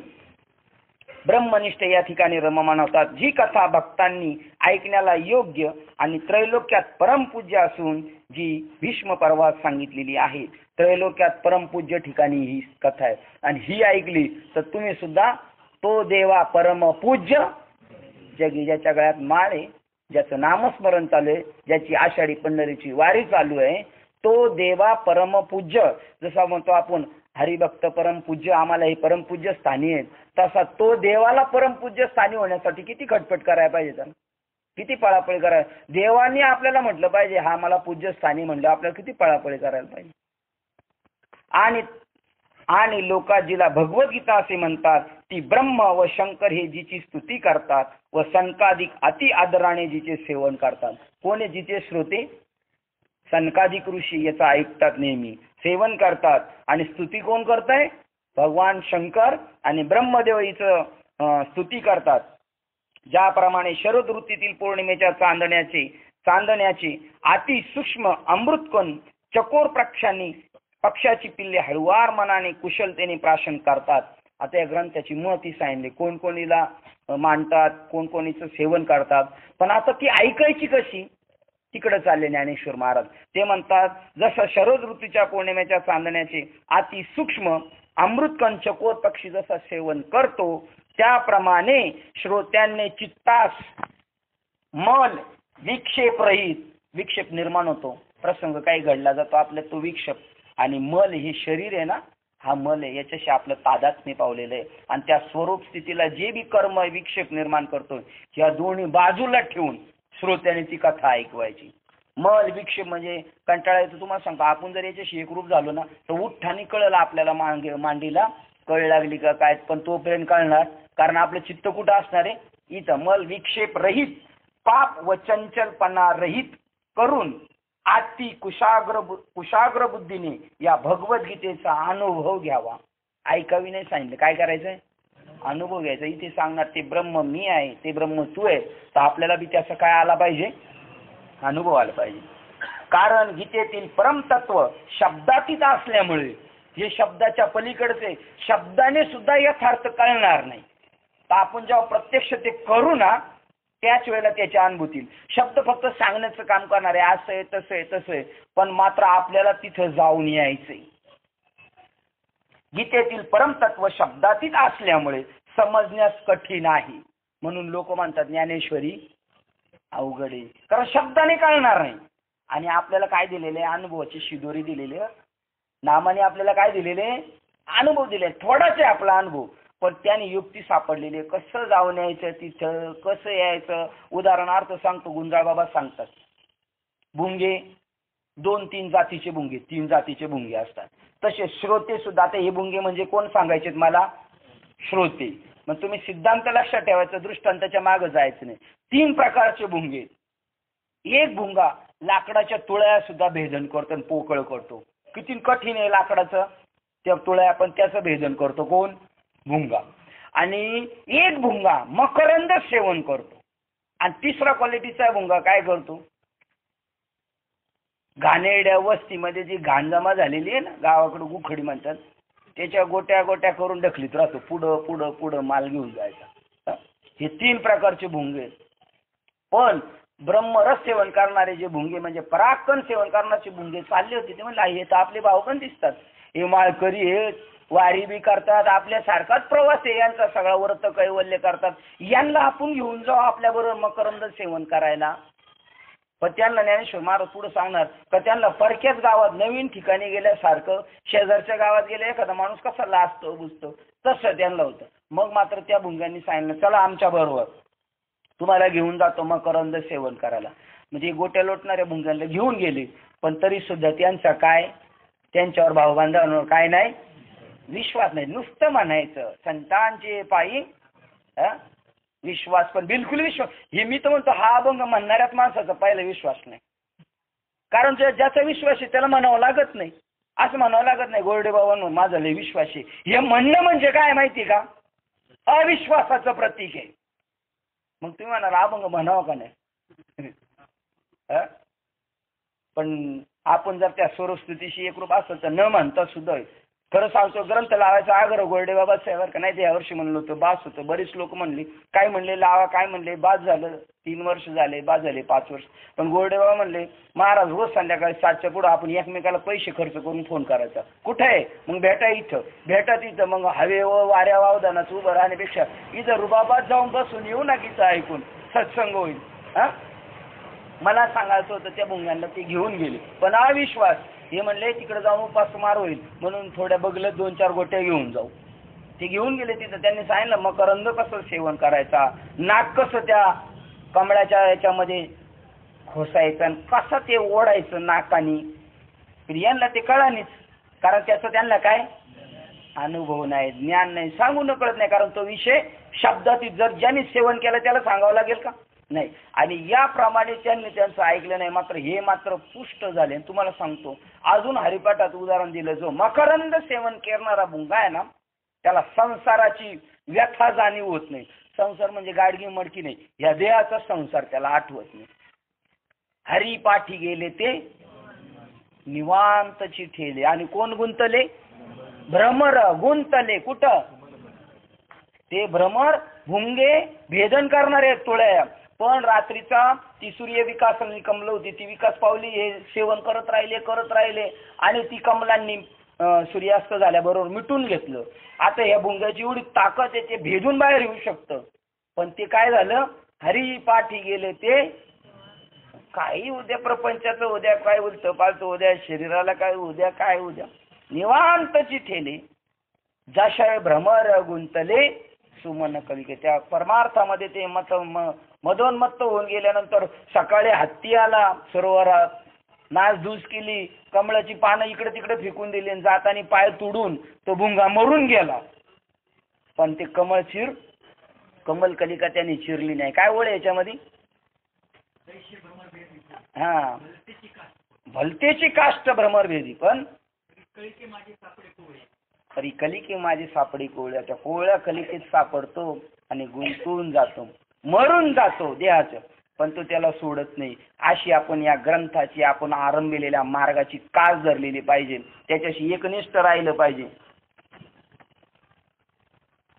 भगवद्गीतेचा अनुभव घ्यावा, कारण गीतेतील परमतत्व शब्दातीत असल्यामुळे समजण्यास कठीण आहे. म्हणून ज्ञानेश्वरी कळायला अवघड आहे. पण आपल्याला युक्ती दिली ना सेवन कसं करायचं, त्यामुळे आपल्याला ती झटकन कळणारी. कारण तो आपल्या नित्याचा व्यवहार झालेला आहे. आता पूर्वीपासूनच ते प्रत्येकाचा नित्याचा व्यवहार. पण काय झालं होतं, मधी पडळ आलं होतं ना, आता ते पडळ निघून गेल्यामुळे आपल्या त्याची टॅटमाईज झालेली. या गीतेचे शब्द उच्चारा वाचून मनन करावे. शब्दाच्या उच्चाराच्या पलीपेक्षा काय करायचं. आणि आपलं काय चाललंय, पारायण चाललंय, पोटपाठांतर चाललंय. यांनी काय सांगितलं, शब्द उच्चारा वाचून. शब्द उच्चारायचं नाही, त्याच्या पलीकडे. म्हणजे बघा ओळ कशी 58, हे शब्दे विन संवादीचे. शब्दाच्या पलीकडे जाऊन त्याच्याशी संवाद करायचा त्या तत्वाशी. इंद्रिय नेनता भोगीजे. या शरीराला सुद्धा आणि इंद्रियांना सुद्धा कळालं नाही पाहिजे. आणि बोला आधी झोंबीजे प्रमेयाशी. 23 नंबर झोंबीजे. 23 नंबर बघा काय लिहिलेलं आहे, झटावे. त्या विषयाला झटावं. आता आपण झटतोय कशाला, आपण विषयाला झटतोय. आणि इथं सांगितले या विषयाला झटावं, त्या आत्मस्वरूपाला, इंद्रियाला सुद्धा न कळून देता ते सुख आपल्याला अनुभवायचं. कसं काय अनुभवणार, ते जवळ आहे, आपल्या नित्याच आहे. आणि ती युक्ती सांगतात कसं ऐकायचंय. प्रमेयाशी. प्रमेया म्हणजे सिद्धांताला. जैसे भ्रमर परागून येते, जसे भ्रमर कमल पुष्पातील मकरंद रेणू सेवन करतात, पण कमल दलाला त्याचे अजिबात ज्ञान नसते.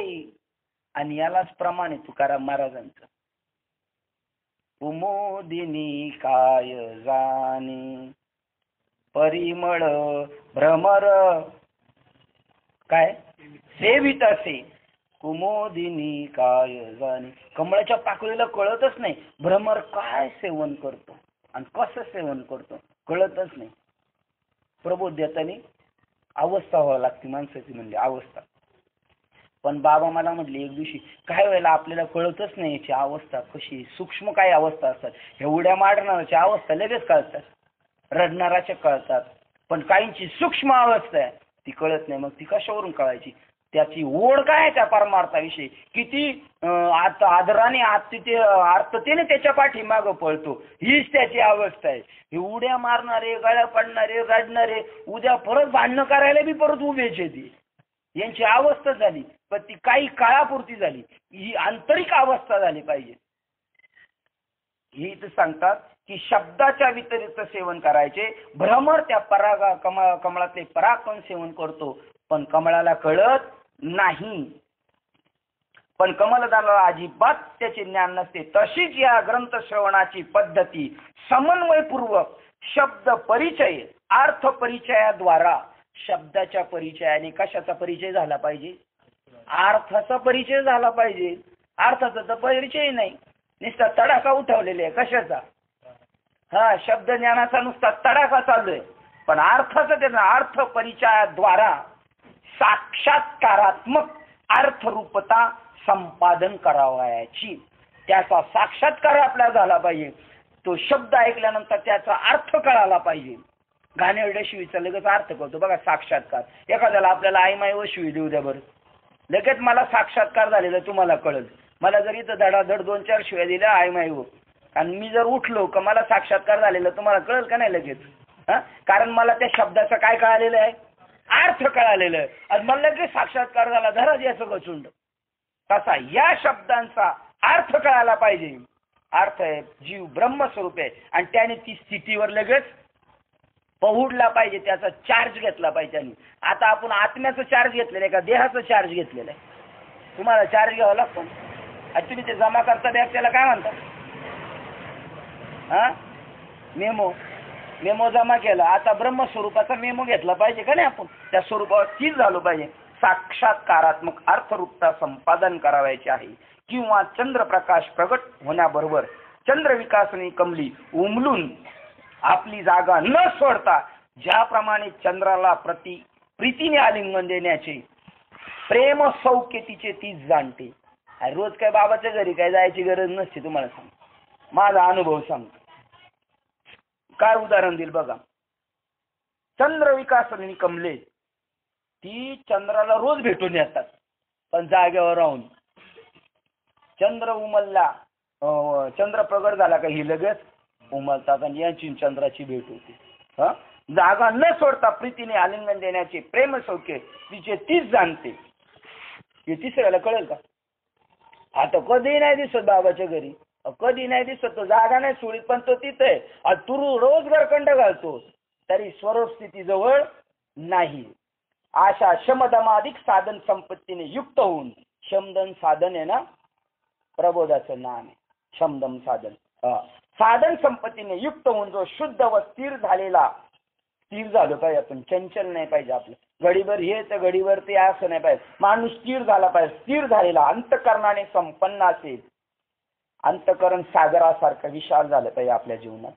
काही वेळेला चांगल्या गोष्टी घडतील, काही गोष्टी, समुद्रात गटारचे पाणी जाते ना, घाणेरडं पाणी जातं, गंगेचं पाणी जातं, पण समुद्र हेलकावा देत नाही. तो स्थिर आहे, सगळ्यांना सेवन करतो. अंतकरणाची संपन्नता झाली पाहिजे. अंतकरण व्यापक झालं पाहिजे, शुद्ध झालं पाहिजे. स्थिर झालेल्या अंतकरणाने संपन्न होऊन तोच या गीतेचा प्रतिपाद्य विषयाचे रहस्य जाणू शकतो. या गीतेचा प्रतिपाद्य विषय काय आहे? आत्मा आहे. आत्मा गीता नाम विख्यात सर्व वाङ्मयाचे मतीत आत्मा जेने हस्तगत. आत्मा प्राप्त होईल. जसा मोबाईल दिला यांना ते घेऊन चालले, हा जसा हस्तगत होतो, तसा गीतेचा विषय आत्मा देणे आणि आत्मा घेणे. काही प्रमाण आहे का तुमच्याकडे? देव घ्या कोणी, कोणी देव घ्या कोणी. देव देण्याचा विषय आणि देव घेण्याचा विषय, नाम देण्याचा विषय आणि नाम घेण्याचा विषय, हे सगळे बाजूला ठेवले. आणि आपले विषय चाललेत बंडल देण्याचा विषय आहे आणि बंडल घेण्याचा विषय. असे बंडल बाजच सगळे तिथं. त्यांना काय अर्थ कळणार आहे याच्यातला? तुम्हाला उदाहरण सांगतो. मी शाळेत होतो तेव्हा मला एका शाळेतल्या पोराने दृष्टांत सांग म्हणला, एक बाप रोज विडी वाढायचा आणि पोराला बंडल आणायला सांगायचा. तर त्या पोराने काय केलं, एक दिवशी वडिलांना द्यायचा विसरला, खिशातच घेऊन शाळेत गेला आणि रोज शाळेत बी लेट जायचं आणि काही ना काही कारण सांगत राहायचं. आणि लेट झाल्यानंतर वर्गात आल्यानंतर गुरुजींना म्हणतो, गुरुजी आतमध्ये येऊ का? ते म्हणले आज का लेट झाला? म्हणलं आई आजारी होती म्हणून लेट झाला. म्हणला मार बंडल. मार बंडल म्हणलं, त्यांनी खिशातला काढला आणि मारला गुरुजीला. त्या पोराची जशी बुद्धी आहे ना, तशी इथं बसणाऱ्या व्यासपीठ चालकांची बुद्धी आहे. ते फक्त शब्दाचेच बंडल फेकतात आणि शब्दाच्या बंडलाचे बंडल घेऊन जातात. घेणाऱ्यालाही काही गरज नाही आणि देणारे पण नाही. देणारे बी मूर्खच आणि घेणारे सुद्धा अति मूर्ख. त्यांना जाण नाही या गोष्टीची. खूप लांब गेलो का आपण? प्रतिपाद्य विषय, रहस्य या गीतेचा विषय, आत्मा देणे, आत्मा घेणे, हे फक्त खरं आहे. ज्ञानेश्वर महाराजांचं योगदान. ज्ञानेश्वरी खूप चांगले वाचावं असं गोड गोड बोलण्याचा विषय नाही. साच बोलाचे नवे शास्त्र. संसार जिनिते, संसाराला कुणीकडे फेकून देईल एवढी ताकद याच्यामध्ये. आणि आत्मा अवतीर्ण होईल अक्षरे याच्यामध्ये. आत्म्याला अवतीर्ण प्रगट. जसं टीव्ही मध्ये दाखवतात ना आत्मा प्रगट होता नाही, ते टीव्हीचा आत्मा खोटा आहे बरं का दाखवणं. ते आत्मा नाही, ते भूत प्रगट होत. पण ते असं जसं प्रगट होतं ना, तसं आत्मा इथं प्रगट होईल. आत्मा बोल. देव बोलतो बी का आपल्याशी. देव आपल्याशी बोलतो, चालतो. देव भांडतो सुद्धा आपल्याशी. नामदेवाशी भांडायचं का नाही? आपल्याशी बी देव भांडतो. पण आपल्या डोक्यात नाही देव भांडतो म्हणून. आपण म्हणतो गोरडे बाबाच भांडतात. कोण भांडतो आपल्याशी? देव भांडतो आहे की नाही? देव भांडतो बी, देव बोलतो बी, गोडीने बोलतो, चांगला बोलतो. का बोलतो? देवाला आनंद वाटतो म्हणून बोलतो. देव कोणाशी बोलतो का? रहस्य जाणू असे आम्ही समजतो. प्रतिपाद्य विषयाचे रहस्य जाणू शकतो असे आम्ही समजतो. अर्जुना, याचा अर्जुनासारखा ज्याचा श्रवण करण्याचा योग्य अधिकार असेल त्या संतांनी कृपा करून माझ्या व्याख्यानाकडे लक्ष द्यावे.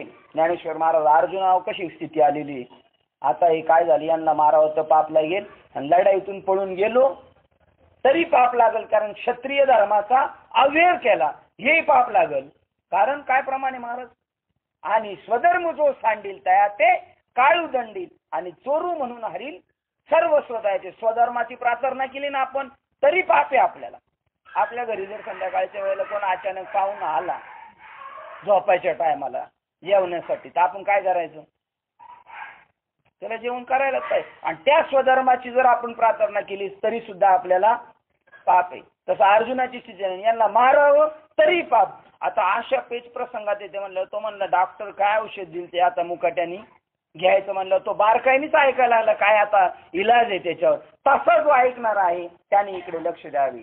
प्रभू आपले हृदय फार गंभीर आहे, म्हणून माझी आपल्या चरणापाशी लढवापणाची विनंती आहे. उन्मत्तपणा नव्हे. कोणाला म्हणतात? ज्ञानेश्वर महाराज श्रवणाला बसणाऱ्या संतांना म्हणतात. काय म्हणतात? असेल त्या संतांनी कृपा करून माझ्याकडे लक्ष द्यावे. म्हणजे ऐकणारे कोण आहेत?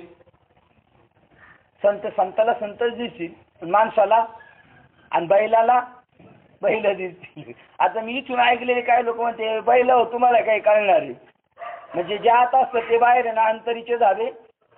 मग हे पण कोण आहेत? यांना हे बैल दिसतात म्हणलं, हे सुद्धा कोण आहेत? बैलच आहे. ज्ञानेश्वर महाराज म्हणतात संतांनी कृपा करून माझ्या व्याख्यानाकडे लक्ष द्यावे. प्रभू तुम्हाला आपल्याला म्हणतात, प्रभू आपले हृदय फार गंभीर आहे, म्हणून माझी आपल्या चरणापाशी ही लढिवाळपणाची विनंती आहे. उन्मत्तपणा नव्हे. ज्याप्रमाणे आपले लहान मूल जरी बोबडे बोलले तरी त्याचा अधिकच संतोष वाटावा असा आईबापाचा स्वभाव असतो. आता माझा अनुभव सांगतो. मला काही एवढं ज्ञानेश्वरीचं येत नाही, पण आपण जिकडे जाऊ द्या ते आपले प्रेम करणार म्हणणार यांचा लेलं ज्ञानेश्वरी अभ्यास. अरे म्हणलं माझ्यापेक्षा ज्यांचा अभ्यास ते तिकडे मागं बसलेले, त्यांचा कबीरावा बी अभ्यास आहे. पण प्रेमापोटी बोबडं बोललं तरी आनंद वाटतो. कोणाला? आई वडिलांची ज्यांची हृदय त्याप्रमाणे आपले लहान मूल जरी बोबडे बोलले तरी त्याचा अधिकच संतोष वाटावा असा आईबापाचा स्वभावच असतो. त्याप्रमाणे माझा तुम्ही संत जनांनी अंगीकार केला असून ज्या अर्थी मला आपला म्हटला त्या अर्थी माझे जे काही उणे असेल ते तुम्ही सहन करावे. जर माझ्याकडून काही चुकत असेल तर तुम्ही सगळ्यांनी काय करायचं? वडिलांचं आईचं हृदय घ्यायचं आणि आमच्या चुका तुमच्या पोटात घालून घ्यायच्या काका. त्याबद्दल मला आपली प्रार्थना केली पाहिजे का? माझं चुकलं तर क्षमा करा असं मला म्हणायची गरज आहे का? तर नाही. परंतु जो अपराध म्हणून माझ्या हातून घडत आहे तो निराळाच आहे. तो हा की गीतेचा अर्थ मी स्पष्ट करू पाहत आहे, म्हणून इकडे लक्ष द्या, अशी आपल्यासारख्यांना विनंती करत आहे. म्हणजे गीता हा इतका जड विषय, अवघड विषय, तो मी तुम्हाला सांगणार आणि तुम्ही माझ्याकडे नीट लक्ष द्या. म्हणजे मी इथं कसं आहे ते म्हणतात, एरवी तरी मी मूर्ख आहे, या विषयाबाबतीत मी अल्पज्ञ आहे आणि मी अल्पज्ञ तुम्हाला म्हणतोय लक्ष द्या, हा माझा मुख्य अपराध आहे. हे गीतार्थ सांगण्याचे काम मला न पेलवणारे आहे, याचा विचार मनात न करता तो स्पष्ट करण्याविषयी माझ्या चित्तात व्यर्थ धैर्य उत्पन्न झाले आहे. हे मला पेलवणार नाही असं असलेलं सुद्धा मी म्हणलं नाही, आपण करूच. बाकी सूर्याच्या तेजापुढे काजव्याच्या तेजाची काय शोभा आहे, असं कोण म्हणते? ज्ञानेश्वर महाराज म्हणतात मी काजवा आहे. आणि आता आपली कुठं, आता ते मदने बाबाचा आठवत असेल तर बघा, सूर्यापुढे नाही, मारुती पुढे कोल्हाटी आणि सूर्यापुढे दिवटी, सूर्यापुढे दिवटी, मारुती पुढे कोल्हाटी, तसे प्रकार झालेले. तर म्हणले आता काय ज्ञानेश्वर महाराज म्हणतात मी काजवा आहे, आता आपली कुठं, आपली 100 कीर्तनं बघायची का 25 कीर्तनाचा हिसाब ठेवायचा? किंवा आपली पिल्ले समुद्राने वाहून नेली म्हणून त्याचा सूड उगवण्याकरता एवढी ताकद आपल्यात आहे. बरं, कोणाचं उदाहरण दिले? आपण जे करू ठरवू ना ते होणार, आपण जे ठरवू ते होऊ शकतं, एवढी आपली ताकद आहे. पण आपल्याला काय केलं माहिती, सांगणाऱ्यांनीच आपल्याला काय केलेले, संकुचित दाबून ठेवले, खच्चीकरण केलेले.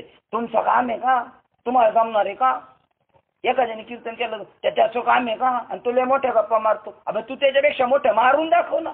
मोठ्या गप्पा कोण मारेल? कोण मोठ्या गप्पा मारेल? त्याचं सामर्थ्य तोच गप्पा मारेल. मग इथं आता एक उदाहरण आलं लक्षात म्हणून सांगतो. या गीतेमध्ये 2 रथ वाहणाऱ्याला काय म्हणतात, चालवणाऱ्याला सारथी, 2 सारथी आहेत या गीतेमध्ये. तसे धर्माच्या मंडपामध्ये सुद्धा 2 सारथी आहेत. एक अर्जुनाचा सारथी आणि दुसरा कर्णाचा सारथी. कर्णाचा सारथी कोण होता? शल्य होता. आणि तो कोणाचा मामा होता? अर्जुनाचा सक्का मामा होता. पण काय बघा शब्द आहे त्यावेळेची, अर्जुन मागायला मदत जायच्या अगोदर पहिला दुर्योधन गेला. आता सख्या भाषेपेक्षा चुलत भाषेला त्यांनी मदत केली. म्हणले चालेल बाबा तुला मदत करतो. मग देव म्हणले तू तिकडच राहा, कर्णाला सांगितलं. नाही तो बी त्याचाच भाषाच होता, तिकडं राहा. पण म्हणले त्याचं काय करायचं, खच्चीकरण करायचं. यांनी का कर्णाने अर्जुनावर बाण लावला का तो म्हणायचं शल्य कर्णाला तुझं काय लायकी आहे, तू तोंड बघून आरशा, अरे तो अर्जुन कुठं तू कुठं, तुला काय जमणार आहे का, याचा आधीच पाणी करून टाकायचं. आणि तिकडे अर्जुनाचा सारथी, अर्जुनाने धनुष्य बाण टाकून दिलं तरी देव म्हणतो तू का साधा आहे का, तू काय काय केलं, ज्याने संग्राम हरी जिंकिला, निवांत आणि कवचाचा ठाव भुलीला, तू पवाडा केला गंधर्वासी. गंधर्वांना त्यांनी मदत केली. गंधर्व स्नान क्रीडा करत होते, तिथून हे चालले होते. ते म्हणले कोण इकडं आले त्याला शिक्षा देतो. म्हणलं ये तू बाहेर. अरे बाबा आम्ही चुकून चालू इथं 5 पाहू. ते म्हणले नाही तू मुद्दा मला तुझ्याशी मला लढाईच करायची. त्या गंधर्वाची ही केली, तू पवाडा केला, तू संग्राम शंकराला हरवलं. अजून निवांत आणि कौसाने स्वर्गावर हमला केला होता. आणि मदत कोणाची मागवली, खालून मृत्यू लोकातून अर्जुनाला बोलून घेतलं. स्वर्गातल्या लोकांनी म्हणले हे आम्हाला ऐकत नाही, तू ये. असा तू सामर्थ्यशील आहे, तू का घाबरतो, तू लढ, मी आहे म्हणले, तू काय काळजी करू नकोस. अशा प्रकारचे 2 त्याच्यामध्ये कोण सांगितलेले आहेत, सारथी. त्याप्रमाणे आपली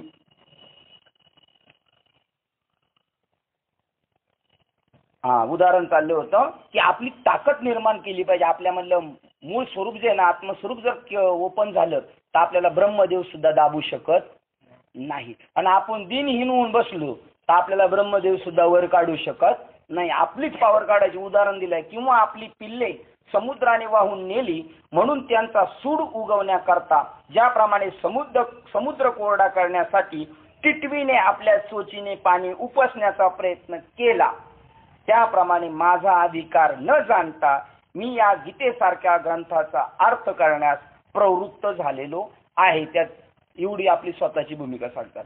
असे पहा, आकाशास कवटाळवायचे असल्यास ज्याप्रमाणे त्याहून मोठे झाले पाहिजे, त्याप्रमाणे वास्तविक विचारदृष्टा पाहता गीतेचे व्याख्यान करण्यास माझ्यापेक्षा अधिक योग्य पुरुष पाहिजे होता. कारण हे सर्व कृत्य माझ्या शक्तीच्या बाहेर आहे. कारण या गीतार्थाची थोरवी एवढी आहे की स्वतः शंकर त्याची चर्चा करीत असता पार्वतीला चमत्कार वाटून तिने शंकराला प्रश्न केला. त्यावर शंकर म्हणाले, हे पार्वती, तुझे स्वरूप नित्य नूतन असल्यामुळे जसा त्या स्वरूपाचा पार लागत नाही, त्याप्रमाणे गीता तत्व नित्य पाहावे तेव्हा नवीनच असे वाटते, म्हणून तेही जाणावयास कठीण आहे. वेदार्थ रूपी समुद्र हा ब्रह्मस्थिती रूप निद्रेत घोरत असलेल्या सर्व व्यापक परमेश्वराचे घोरणे आहे. त्या सर्वेश्वर श्रीकृष्णाने प्रत्यक्ष स्वमुखाने जागृतीत हे गीताशास्त्र अर्जुना सांगितले. जसे झोपेतील घोरणे अबुद्धी पुरस्पर अनाशय घडते, तसे सर्वज्ञ परमेश्वर सर्वांगरंभी नवीन वेद उत्पन्न करीत नसून पूर्वसिद्ध सर्वज्ञ तुल्य रूप वेदातील शास्त्राचे सहज अनाशय फक्त प्रकाशन करतो, असे निद्रिताचा गुरु या पदाचे सूचित अर्थ करून वेदाचे अपौरुषत्व ध्वनित केले आहे.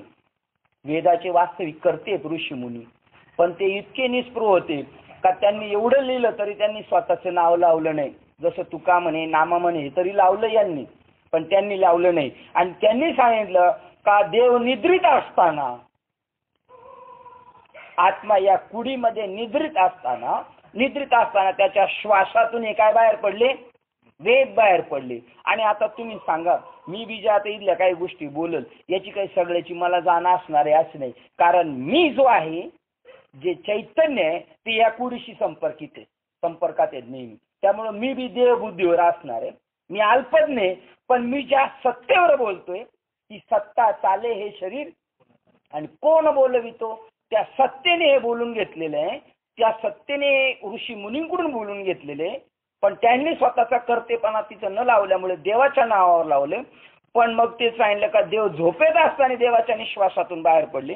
पण इथे मात्र गीता स्वमुखे आपण सांगतो श्री विष्णू, श्री गीता हा प्रश्न अर्जुनेशी, अर्जुनाला झोपेत नाही तर जागृतीमध्ये हा सांगतोय. असा हा गीताशास्त्र आहे. असे हे गीताशास्त्र गहन असून त्याच्या ठिकाणी वेदाची देखील मती खुंटीत होऊन गेली.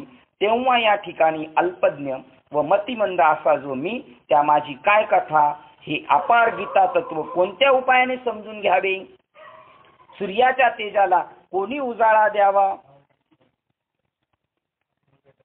हे गीता तत्व कोणत्या उपायाने समजून घ्यावे, सूर्याच्या तेजाला कोणी उजाळा द्यावा, शिलताने आपल्या मुठीत आकाश कसे धरावे, असे असता गीतार्थ सांगण्यास तुम्ही का प्रवृत्त होता, असे कोणी म्हटल्यास ज्ञानदेव म्हणतात, ज्या अर्थी श्री गुरु मला अनुकूल आहेत त्या अर्थी एवढे महाकृत्य करण्याला त्यांचाच एक आधार आहे व याचमुळे मला गीतार्थ करण्यास धीर आला आहे.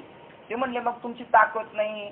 तुम्ही म्हणता चिलटाला जसं आकाश कवळीत घेता येणार नाही, टिटवीला जसा समुद्र प्राशन करता येणार नाही, सूर्याला जसं पुट्ट देता येणार नाही, अजून सकाळी आणता येणार नाही, मग एवढं अवघड काम ज्ञानेश्वर महाराज तुम्ही का करायला घेतलं. ते म्हणले तसं काय मी बी साधा नाही, कारण माझ्या पाठीमागे तैसा सानुकूल श्री गुरु, मला श्री गुरु अनुकूल असल्यामुळे मला आता काही कोणत्या पद्धतीचं टेन्शन नाहीये. सहज पाहिले असता मी जरी अज्ञानी व विवेकहीन असलो तरीही संत कृपारूपी दीप सोज्वळ सदा तेवत आहे. त्यांच्या साह्याने मी गीतार्थ सांगण्यात प्रवृत्त झालो. लोखंडाचे सोने होते खरे, पण ते सामर्थ्य केवळ परिसाचेच आहे, किंवा मेलेल्यासही जीवित लाभते, पण हे सामर्थ्यही अमृतातच आहे. जर सिद्ध सरस्वती म्हणजे अनादि सिद्ध अशी वाग्देवताच खरोखर प्रगट झाली, म्हणजे एखाद्यावर अनुग्रहार्थ प्रसन्न झाली, मग तो मुका असला तरीही त्या मुक्याला भारती म्हणजे सौष्ठपूर्ण यथार्थ अर्थवाहक शब्द विष्कारक्षम अशी वाचा फुटते. ही केवळ वस्तू सामर्थ्य शक्तीचीच, म्हणजे त्या वस्तूची संबंधित होणाऱ्या व्यक्तीच्या पात्र अपात्र विचार निरपेक्षतेने कार्यकारी होणारी कार्यक्षम अशी अंगभूत असलेली सामर्थ्यवान रूप शक्तीच आहे, त्यात नवल नाही. 2-3 उदाहरणं दिली ज्ञानेश्वर महाराजांनी. मी अल्पज्ञ आहे, लोखंड आहे, पण ते सोनं झालंय कोणाच्या योगाने, परिसाच्या. मग लोक चमत्कार करत बसले, हे कसं काय सोनं झालं, कसं काय सोनं झालं, कसं काय सोनं झालं. आश्चर्य करायचं कारण नाही, कारण परिसाचं सामर्थ्यच आहे. एखादा मुका आहे, पण सरस्वती मातेने जर त्याला मांडीवर घेतलं तर तो वाचस्पतीशी ज्ञानाची चर्चा करू शकतो. ते म्हणले कालपर्यंत मुका होता आणि हल्ले बोलायला लागला.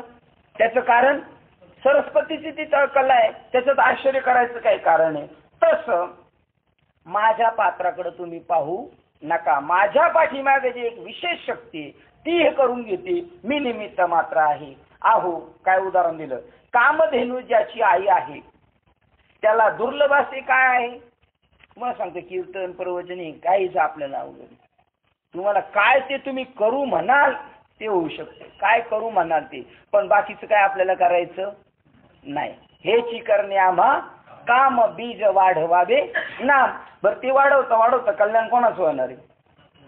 आपलं स्वतःच होतं. कोण कोणावर उपकार करत नाही. काय उदाहरण होतं, उदाहरण तुम्हाला आठवतं, सूर्यावर लोकांनी प्रार्थना केली. सूर्याला सगळे लोक उठून म्हणले, नमस्कार केले. बरं झालं तुम्ही रोज उगवता, त्यामुळे आमच्यावर लय उपकार होतात. बरं झालं. सूर्य म्हणला, मला काय बरं झालं, मला काय माहित नाही तुमच्यावर उपकार होत, कारण माझा नित्य स्वभावच आहे प्रकाशमान राहणे. मी रोज उगवतो नाही, मी रोज उगवलेलाच आहे. फक्त तुम्ही त्याच्या आडवे आल्यामुळे तुम्हाला असं वाटतं अंधार झाला, उजेड झाला. माझा नित्य स्वभाव आहे, मी कोणावर उपकार करत नाही. माझा तसा स्वभावच आहे. तसा त्या जीवाचा, साधूचा आपलं कल्याण करता करता स्वतः दुसऱ्याचं पण होऊन जातं. आहो, कामधेनू ज्याची आहे त्याला दुर्लभ असे काय आहे. म्हणून मी हा ग्रंथ करण्यास प्रवृत्त झालो. तरी यात कमी असेल ते पुरे करून घेऊन, अधिक असेल ते सोडून देऊन मान्य करून घ्यावे. काय सांगतात, हे बोलावंच लागतं. किती मोठा वक्ता असला तर तो म्हणतो काय बोलिले वेडी वाकडे. चांगलं असं तर घ्या, वाईट असं तर सोडून द्या. कारण लोक चांगलं घेत नाही, पण काय करतात, तसं वाईट काहीच नसतं बरं का. वाईट नसतं, पण आपली बुद्धी तशी असते ना, काय करावं त्याची बुद्धीच तशी. त्यामुळे तो दुराग्रह करून घेतो, आणि दुराग्रह केल्यानंतर मग घोटाळा होतो. त्यामुळे याच्यात ते सांगतात ज्ञानेश्वर महाराज अगोदर स्वतः, काही कमी असेल तर तुम्ही पुरं करून घ्या, आणि अधिक असेल तर सोडून देऊन मान्य करून घ्यावे, अशी माझी आपणास विनंती आहे. अहो महाराज, आता आपण इकडे लक्ष द्यावे, कारण जर आपण बोलवाल तरच मी बोलणार. ज्याप्रमाणे कळसूत्री लाकडाची बाहुली दोऱ्याच्या आधाराने नाचते, त्याप्रमाणे मी आपला अनुग्रहित शिष्य आहे व साधूचा आज्ञाधारक आहे. त्यामुळे माझ्या इच्छेत येईल त्याप्रमाणे मला सुशोभित करा. ज्ञानेश्वर महाराज कोणाला म्हणतात? श्रोत्यांना म्हणतात की तुमचा मी अनुग्रहित आहे, तुमचा शिष्य आहे, मी साधूचा आज्ञाधारक आहे. तुमच्या इच्छेशील त्याप्रमाणे माझ्याकडून तुम्ही वक्तृत्व करून घ्या. माझ्या वाणीला अलंकारित करून मजकडून गीतार्थ बोलवा. एक आपण जे कीर्तनाला उभे राहिल्यानंतर पांडुरंगा करू प्रथम नमन, ओम नमो ज्ञानेश्वरा, हे सगळे यांना प्रार्थना करतो. कशासाठी? तमाशाला सुद्धा करतात ना प्रार्थना, सगळ्यांना बोलवतात देवगणांना. कशासाठी? आम्ही जे कार्य घेतलेले ते कार्य यथासांग पुढे जावं, तुम्ही साह्यभूत व्हा. तसं या सगळ्या श्रोत्यांना विनंती करतात. गीतेचं निरूपण करण्यास आम्ही सुरुवात करत आहोत, तर तुम्ही माझ्या वाणीला अलंकारित करून मजकडून गीतार्थ बोलवा. तेव्हा श्री गुरु म्हणतात, पुरे हे तू आम्हाला सांगावेस असे नाही, आता गीतार्थ सांगण्याकडे लक्ष दे. अशी श्री गुरूंची आज्ञा झालेली पाहून श्री निवृत्तीदास ज्ञानदेव मनात अति संतुष्ट होऊन म्हणतात की मी बोलतो ते आता स्वस्थ मनाने ऐका. अजून काही गीता चालू झालेली नव्हती. आता ज्ञानेश्वर महाराजांनी 84 सिद्धांचा हाच असेल ना, सिद्ध बेटी मेळा, हे सगळं सिद्ध एवढी 84 आहेत बघा. तुम्हाला सांगतो एवढा घोटाळा आहे. आता याच्यामध्ये येत ना, याच्यामध्ये 9033 ओळी असतील, तर दुसऱ्या ग्रंथात 9030 ओळी आहेत बघा. आता ज्ञानेश्वरीत केवढा घोटाळा आहे. या वक्त्याची 30, 9000 किती आहे काढा, 9033, आणि एका ज्ञानेश्वरीमध्ये 9030 आहे. 3 ओळीच गायब. इथं सांगतात ही 84 सिद्धांचा सिद्ध बेटी. या 84 ओळीमधून आपल्याला ग्रंथाचं प्रवेश कसं करायचं ते सांगितलं, कसं ऐकायचा हा ग्रंथ, आपली सोडून कशी करायची. आणि आता पहिला श्लोक आहे. पहिला श्लोक म्हणजे गीतेचा अल्पज्ञ अंध जीव आहे, त्याला या देवाबद्दल काहीच माहिती नाही, पण तो धर्मक्षेत्रात आहे. मनुष्य शरीर हे कोणतं क्षेत्र आहे? मनुष्य शरीरच धर्मक्षेत्र आहे. आणि आपण म्हणतो काशीला गेलो धर्मक्षेत्र आहे. हा, आणि ही काशी आहे. काया काशी गुरु उपदेशली, म्हणजे ते या पंढरीशी, अजून आळंदी सुद्धा हेच, देऊ सुद्धा हेच. हे शरीर जे आहे तो अंधे. अरे संजया, धर्म कुरुक्षेत्रामध्ये धर्म उत्पत्तीचे स्थान, धर्म उत्पन्न होण्याची जागा अशा कुरुक्षेत्रात जमलेल्या युद्धाची इच्छा करणारे माझे पुत्र आणि पंडूचे पुत्र काय करते झाले, तरी पुत्राच्या ममतेने मोहित झालेला धृतराष्ट्र. हे आपल्या संसारिक जीवाची व्यथा सांगतात. ही सगळ्या माणसांना चिंता कशाची? पोरांचं कसं होईल, पोरीचं कसं होईल, घरदाराचं कसं होईल. आणि हे कशामुळे? या संसारामुळे काय झालेत? अंध झालेत. काय पाहायला अंध झालेले? ईश्वर तत्व पाहायला यांच्या डोळ्यावर काय आलेली आहे? झापड. काय प्रमाण आठवते? जीही नाही हरी तुका म्हणे आंधळी तीही संसारी, जीही नाही देखियला हरी. जन्माला येऊन ज्याने देवाला पाहिले नाही ते सगळे कसे आहेत? हा धृतराष्ट्र सुद्धा आंधळे. मग आता जन्माला येऊन ज्यांनी देव नाही पाहिलं ही सगळे कसे आहेत? आता आंधळे किती आहेत आणि डोळेच किती आहेत बघा बरं. धर्माच्या व्यासपीठावर आंधळे लोक जास्त आहेत का डोळस लोक जास्त आहेत? असं त्या आंधळ्यांना जाऊन जर आपण आंधळे म्हणलो तर त्यांना बरं वाटेल का? हा, आजची आंधळी लोक दुसऱ्याला डोळस करूच शकतील? तरी पुत्राच्या ममतेने मोहित झालेला धृतराष्ट्र संजयास विचारतो, हे संजया, कुरुक्षेत्राची काय हकीकत आहे ती मला सांगा. असे तो म्हणाला. या क्षेत्रामध्ये चांगलं बी होतं, वाईट बी होतं. या क्षेत्रात जय सुद्धा होतो आणि पराजय सुद्धा होतो. जय होईल जर आपल्या स्वधामाला जाईल तर या क्षेत्राचा जय होईल, आणि ज्याचा जय झाला त्याची ताट घेऊन आरती करतात ना लोक.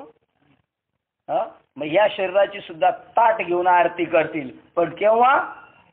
या शरीराचा जय झाला पाहिजे. या शरीराचा जय केव्हा होईल?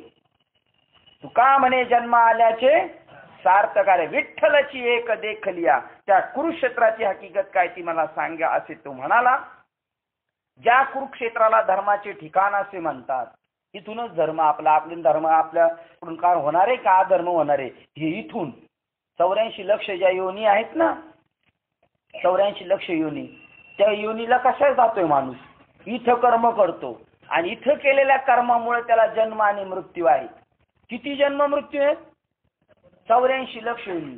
मग एक 84 लक्ष योनीमध्ये सुद्धा पुन्हा एक एक योनी, कोटी कोटी फेरा. आणि हे सगळे कुत्रे, मांजरं, गाढवं, झाडं, झुडपं, आता हे लोखंडाचे खांब, हे बांबू, हे कोण आहेत? हे बांबू कोण आहेत? हे आपले कोणतरी आहेत. म्हणून आता ते म्हणतात तुम्ही ज्ञानेश्वरी ऐका आणि आम्हाला बांबूच्या योनीतून सोडवा, आम्ही तुमच्यासाठी निवाऱ्याचं काम करतो. हे बांबू आपले बापदादा आहेत कोणतरी.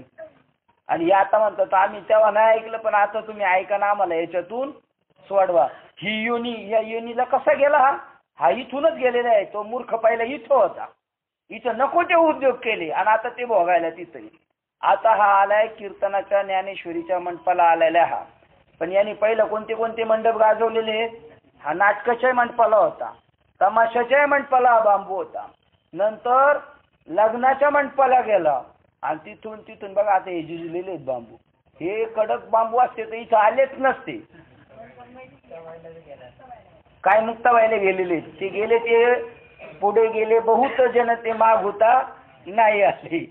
मग हे जीर्ण झालेले बांबू संसाराच्या कामाचे राहिले नाही, लग्नाच्या कामाचे राहिले नाही, नाटकाच्या नाही, तमाशाच्या नाही, तेव्हा ते आता कशाच्या कामाला आलेत? इथं उद्धार दशेमध्ये येते. हा, धुंदुककारी येते, धुंदुककारी भागवताचार्यांचे धुंदुककारी येते आणि यांचा उद्धार करायचा आपल्याला. आपण ठरवलं ना, आपले वर गेलेले ना आजे पंजे, बोकड्या, कोंबडे, दारूची गॅनेल खाऊन खाऊन पिऊन मरून वर गेलेत ना, त्यांना तुम्ही इथं बसून सोडू शकता. पितरपाठ नाही घातलं तर चालेल. पितरपाठ घालतो आणि त्याला शिव्या देतो. काय उपयोगाचं ते पितरपाठ घालून? म्हाताराले बेकार होतं आमचं म्हणतो त्याचं पितरपाठ घालतो. कधी बोललं नाही, ते नाही उपयोगाचं. तुम्ही इथं बसून त्या मेलेल्यांना सोडू शकता. तुमच्या बरोबर आहेत ना त्यांना बी सोडू शकता. आणि तुमच्या वंशात पुढे जे जन्माला येणार आहे ना त्यांना सुद्धा सद्गतीला नेण्याचं तुमच्यामध्ये सामर्थ्य आहे. हे एकाच योनीत होतं. आणि म्हणून हे कुरुक्षेत्र आहे. इथं पुण्य बी उदयाला येतं आणि पाप बी पुण्य उदयाला येतं. बॉम्बे सेंट्रल वरून पंढरपूरला गाडी जाती, आळंदीला जाती, नगरला जाती, अलिबागला जाती, रत्नागिरीला जाती. ज्याला ज्या गाडीत जाऊन बसायचं त्यांनी बसायचं. तसं आपण स्वर्गाला जाऊ शकतो, नरकाला जाऊ शकतो. आणि ह्या युनिमध्ये मग माणूस मध्ये एका युनिट एवढा माणूस काय कर्म करणार? माणसाच्या युनिट 84 लक्ष युनिटची कर्म करणार. कसं काय करू शकतो? आपल्या बुद्धीला नाही पटत म्हणून वारकरी संप्रदायाचे महान धर्म प्रचारक रंगनाथ बाबा परभणीकर काय सांगतात माहिती का? बघा तुमच्या गावाकडे एक लिंबोळीची झाडं आहेत ना, लिंबाची झाडं, कडुलिंब किती वर्षापासून येते? आपण बारीक होतो तेव्हा बसून आहे. आता आपण आजोबा होतो तरी ते थांबणार. त्याची लय गार सावली आणि ते हजारो वर्ष दर वर्षाला हजारो लिंबोळ्या टाकीत बोरासारख्या. दरवर्षी हजारो लिंबोळ्या टाकते. ती लिंबोळ्या परत टाकल्या का काय होणार आहे? परत झाड होणार दरवर्षी. हे दरवर्षी टाकणाऱ्या लिंबोळ्या, हे झाड जे ते आतमध्ये जी बी रोवली होती ना एक लिंबोळी, तिचं हे कर्म आहे. किती? दरवर्षी हजार लिंबोळ्या टाकते. म्हणजे खाली जे आहे ज्याच्यावर झाड उभं आहे ती एक बीट आतमध्ये पेरलं, त्यात लिंबोळीचं झाड झालं आणि ते दरवर्षी आता अनेक झाडाला जन्माला घालायचं बी टाकतंय. हे एका लिंबोळीचं कर्म आहे. तसं एका मानवी शरीरामध्ये आल्यानंतर माणसाने जर ठरवलं तर 84 लक्ष योनीची परंपरा सुद्धा चालू ठेवतो आणि 84 लक्ष योनीची परंपरा बंद करतो. काही लोक म्हणतात यांच्या अंगात देव येतो. अरे यांच्या अंगात देव येतो, देव आहे म्हणूनच येतो. देव पहिल्याच अंगात येतो कुठून? आहेच आहे. यांचं वेगळं आहे.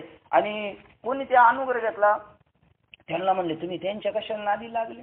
त्यांचं ते आपला पंथ वेगळा आहे. म्हणलं आपला पंथ बरोबर आहे. आपला 84 लक्ष योनीचा पंथ आहे आणि त्यांचा 84 लक्ष योनीवर दगड टाकण्याचा पंथ आहे. येण्याची शरीरा येणे सरे किंबहुना येरझार चिरा पडे. दगड टाकायचंय असं हे कुरुक्षेत्र. एक श्लोक आपला संपवतो आणि आपण थांबू. ज्या कुरुक्षेत्रात धर्माचे ठिकाण असे म्हणतात, हे धर्माचे ठिकाण. इथं जर ठरवलं तर सुट्टो. तेथे दुर्योधनाधिक माझे व पंडूचे, धर्माचे पंडूचे पुत्र, दुर्योधनाधिक माझे व धर्माधिक पंडूचे पुत्र युद्ध करण्याच्या निमित्ताने गेले आहेत. आपलं सुद्धा युद्ध चालू आहे. आपल्यामध्ये वाईट वासना बी आहेत आणि चांगल्या वासना आहेत. यांचं सारखं काय चाललंय? युद्ध चालू आहे. काही प्रमाण आहे का तुमच्याकडून? बरोबर. रात्रंदिवस आम्हा आपल्याला जागते राहू, आपल्याला जागे राहायचं. जो गाफील आहे त्याला काही जागे राहायची गरज नाही, कारण त्याचा उद्योग जो होणार आहे. पण आता आपण अर्ध जागे झालोय ना, आता लय सांभाळून चालायचं. आता गाडी टच झाली नाही पाहिजे. नवी गाडी येतो सांभाळतोय, पण जुने म्हणतो खटाराच झाली मारू द्या इकडं लागू द्या तिकडं. आता आपण त्या देवाच्या दालनामध्ये गेलेलो आहे. आता गाभाऱ्यात पोचायचं, आपल्याला देवाच्या शेजारी बसायचे. म्हणजे आपल्याला लय अलर्ट राहायचं, सावधान. कोणत्याही गोष्टीचा संग आपल्याला चिटकला नाही पाहिजे. न करी रे संग, आणि संग जडला जातो माणसाला. कोणत्याही गोष्टी जागे बसलं. म्हणून संन्यासाला सांगितलं एका ठिकाणी राहायचं. तिथं राहिलं का, जसं आपलं बघा ना, आपण गावाला निघतो विंडो सीट भेटते आपल्याला. विंडो सीट भेटल्यानंतर लंच टाइम होतो, गाडी जेवायला जातो, परत येतो, तिसरा बसलेला असतो तर आपण त्याला बसून देतो का? काय म्हणतो?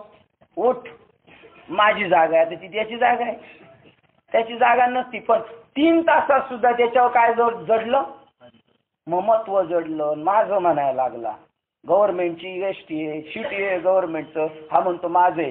तसं याच्यात जर 60-70 वर्षापर्यंत एखादा म्हातारा राहिला तर याच्यावर किती प्रीती जड, आणि मग माझं म्हणून वाया जाणार आहे. म्हणून हे जे वाईट आणि चांगली माणसं याच्या ठिकाणी गेलेले, रात्रंदिवस आम्हा युद्धाचा प्रसंग, अंतर्बाह्य जन आणि मन, मनाशी लढाई आणि जनाशी लढाई. तरी हे परस्परात एवढा वेळपर्यंत काय करीत आहे ते मला लवकर सांगा, असं धृतराष्ट्र म्हणतो. आमची पोरं दोन्ही बी गेलेली होती एकाच घरची मारामाऱ्या करायला. त्यांचं काय चाललंय, अजून शांत आहे का सुरुवात झाली, ते मला सांगा. तर आता ते उद्या आपण सांगूया. आता आपली वेळ झालेली आहे. गीतेचा पहिला श्लोक वाचून आपण इथे थांबतो. 87 क्रमांकाच्या वेळेला थांबतो. झालेली सेवा हृदयस्थ सद्गुरू सच्चिदानंद श्रीपाद बाबा रामदास बाबा, अधिष्ठान परमात्मा श्री गणरायाच्या चरणावर आणि तुम्हा सर्वज्ञांच्या चरणावर सेवा समर्पित करून सेवेला आपण इथे पूर्ण विराम देऊया. पुंडलिक वरदे.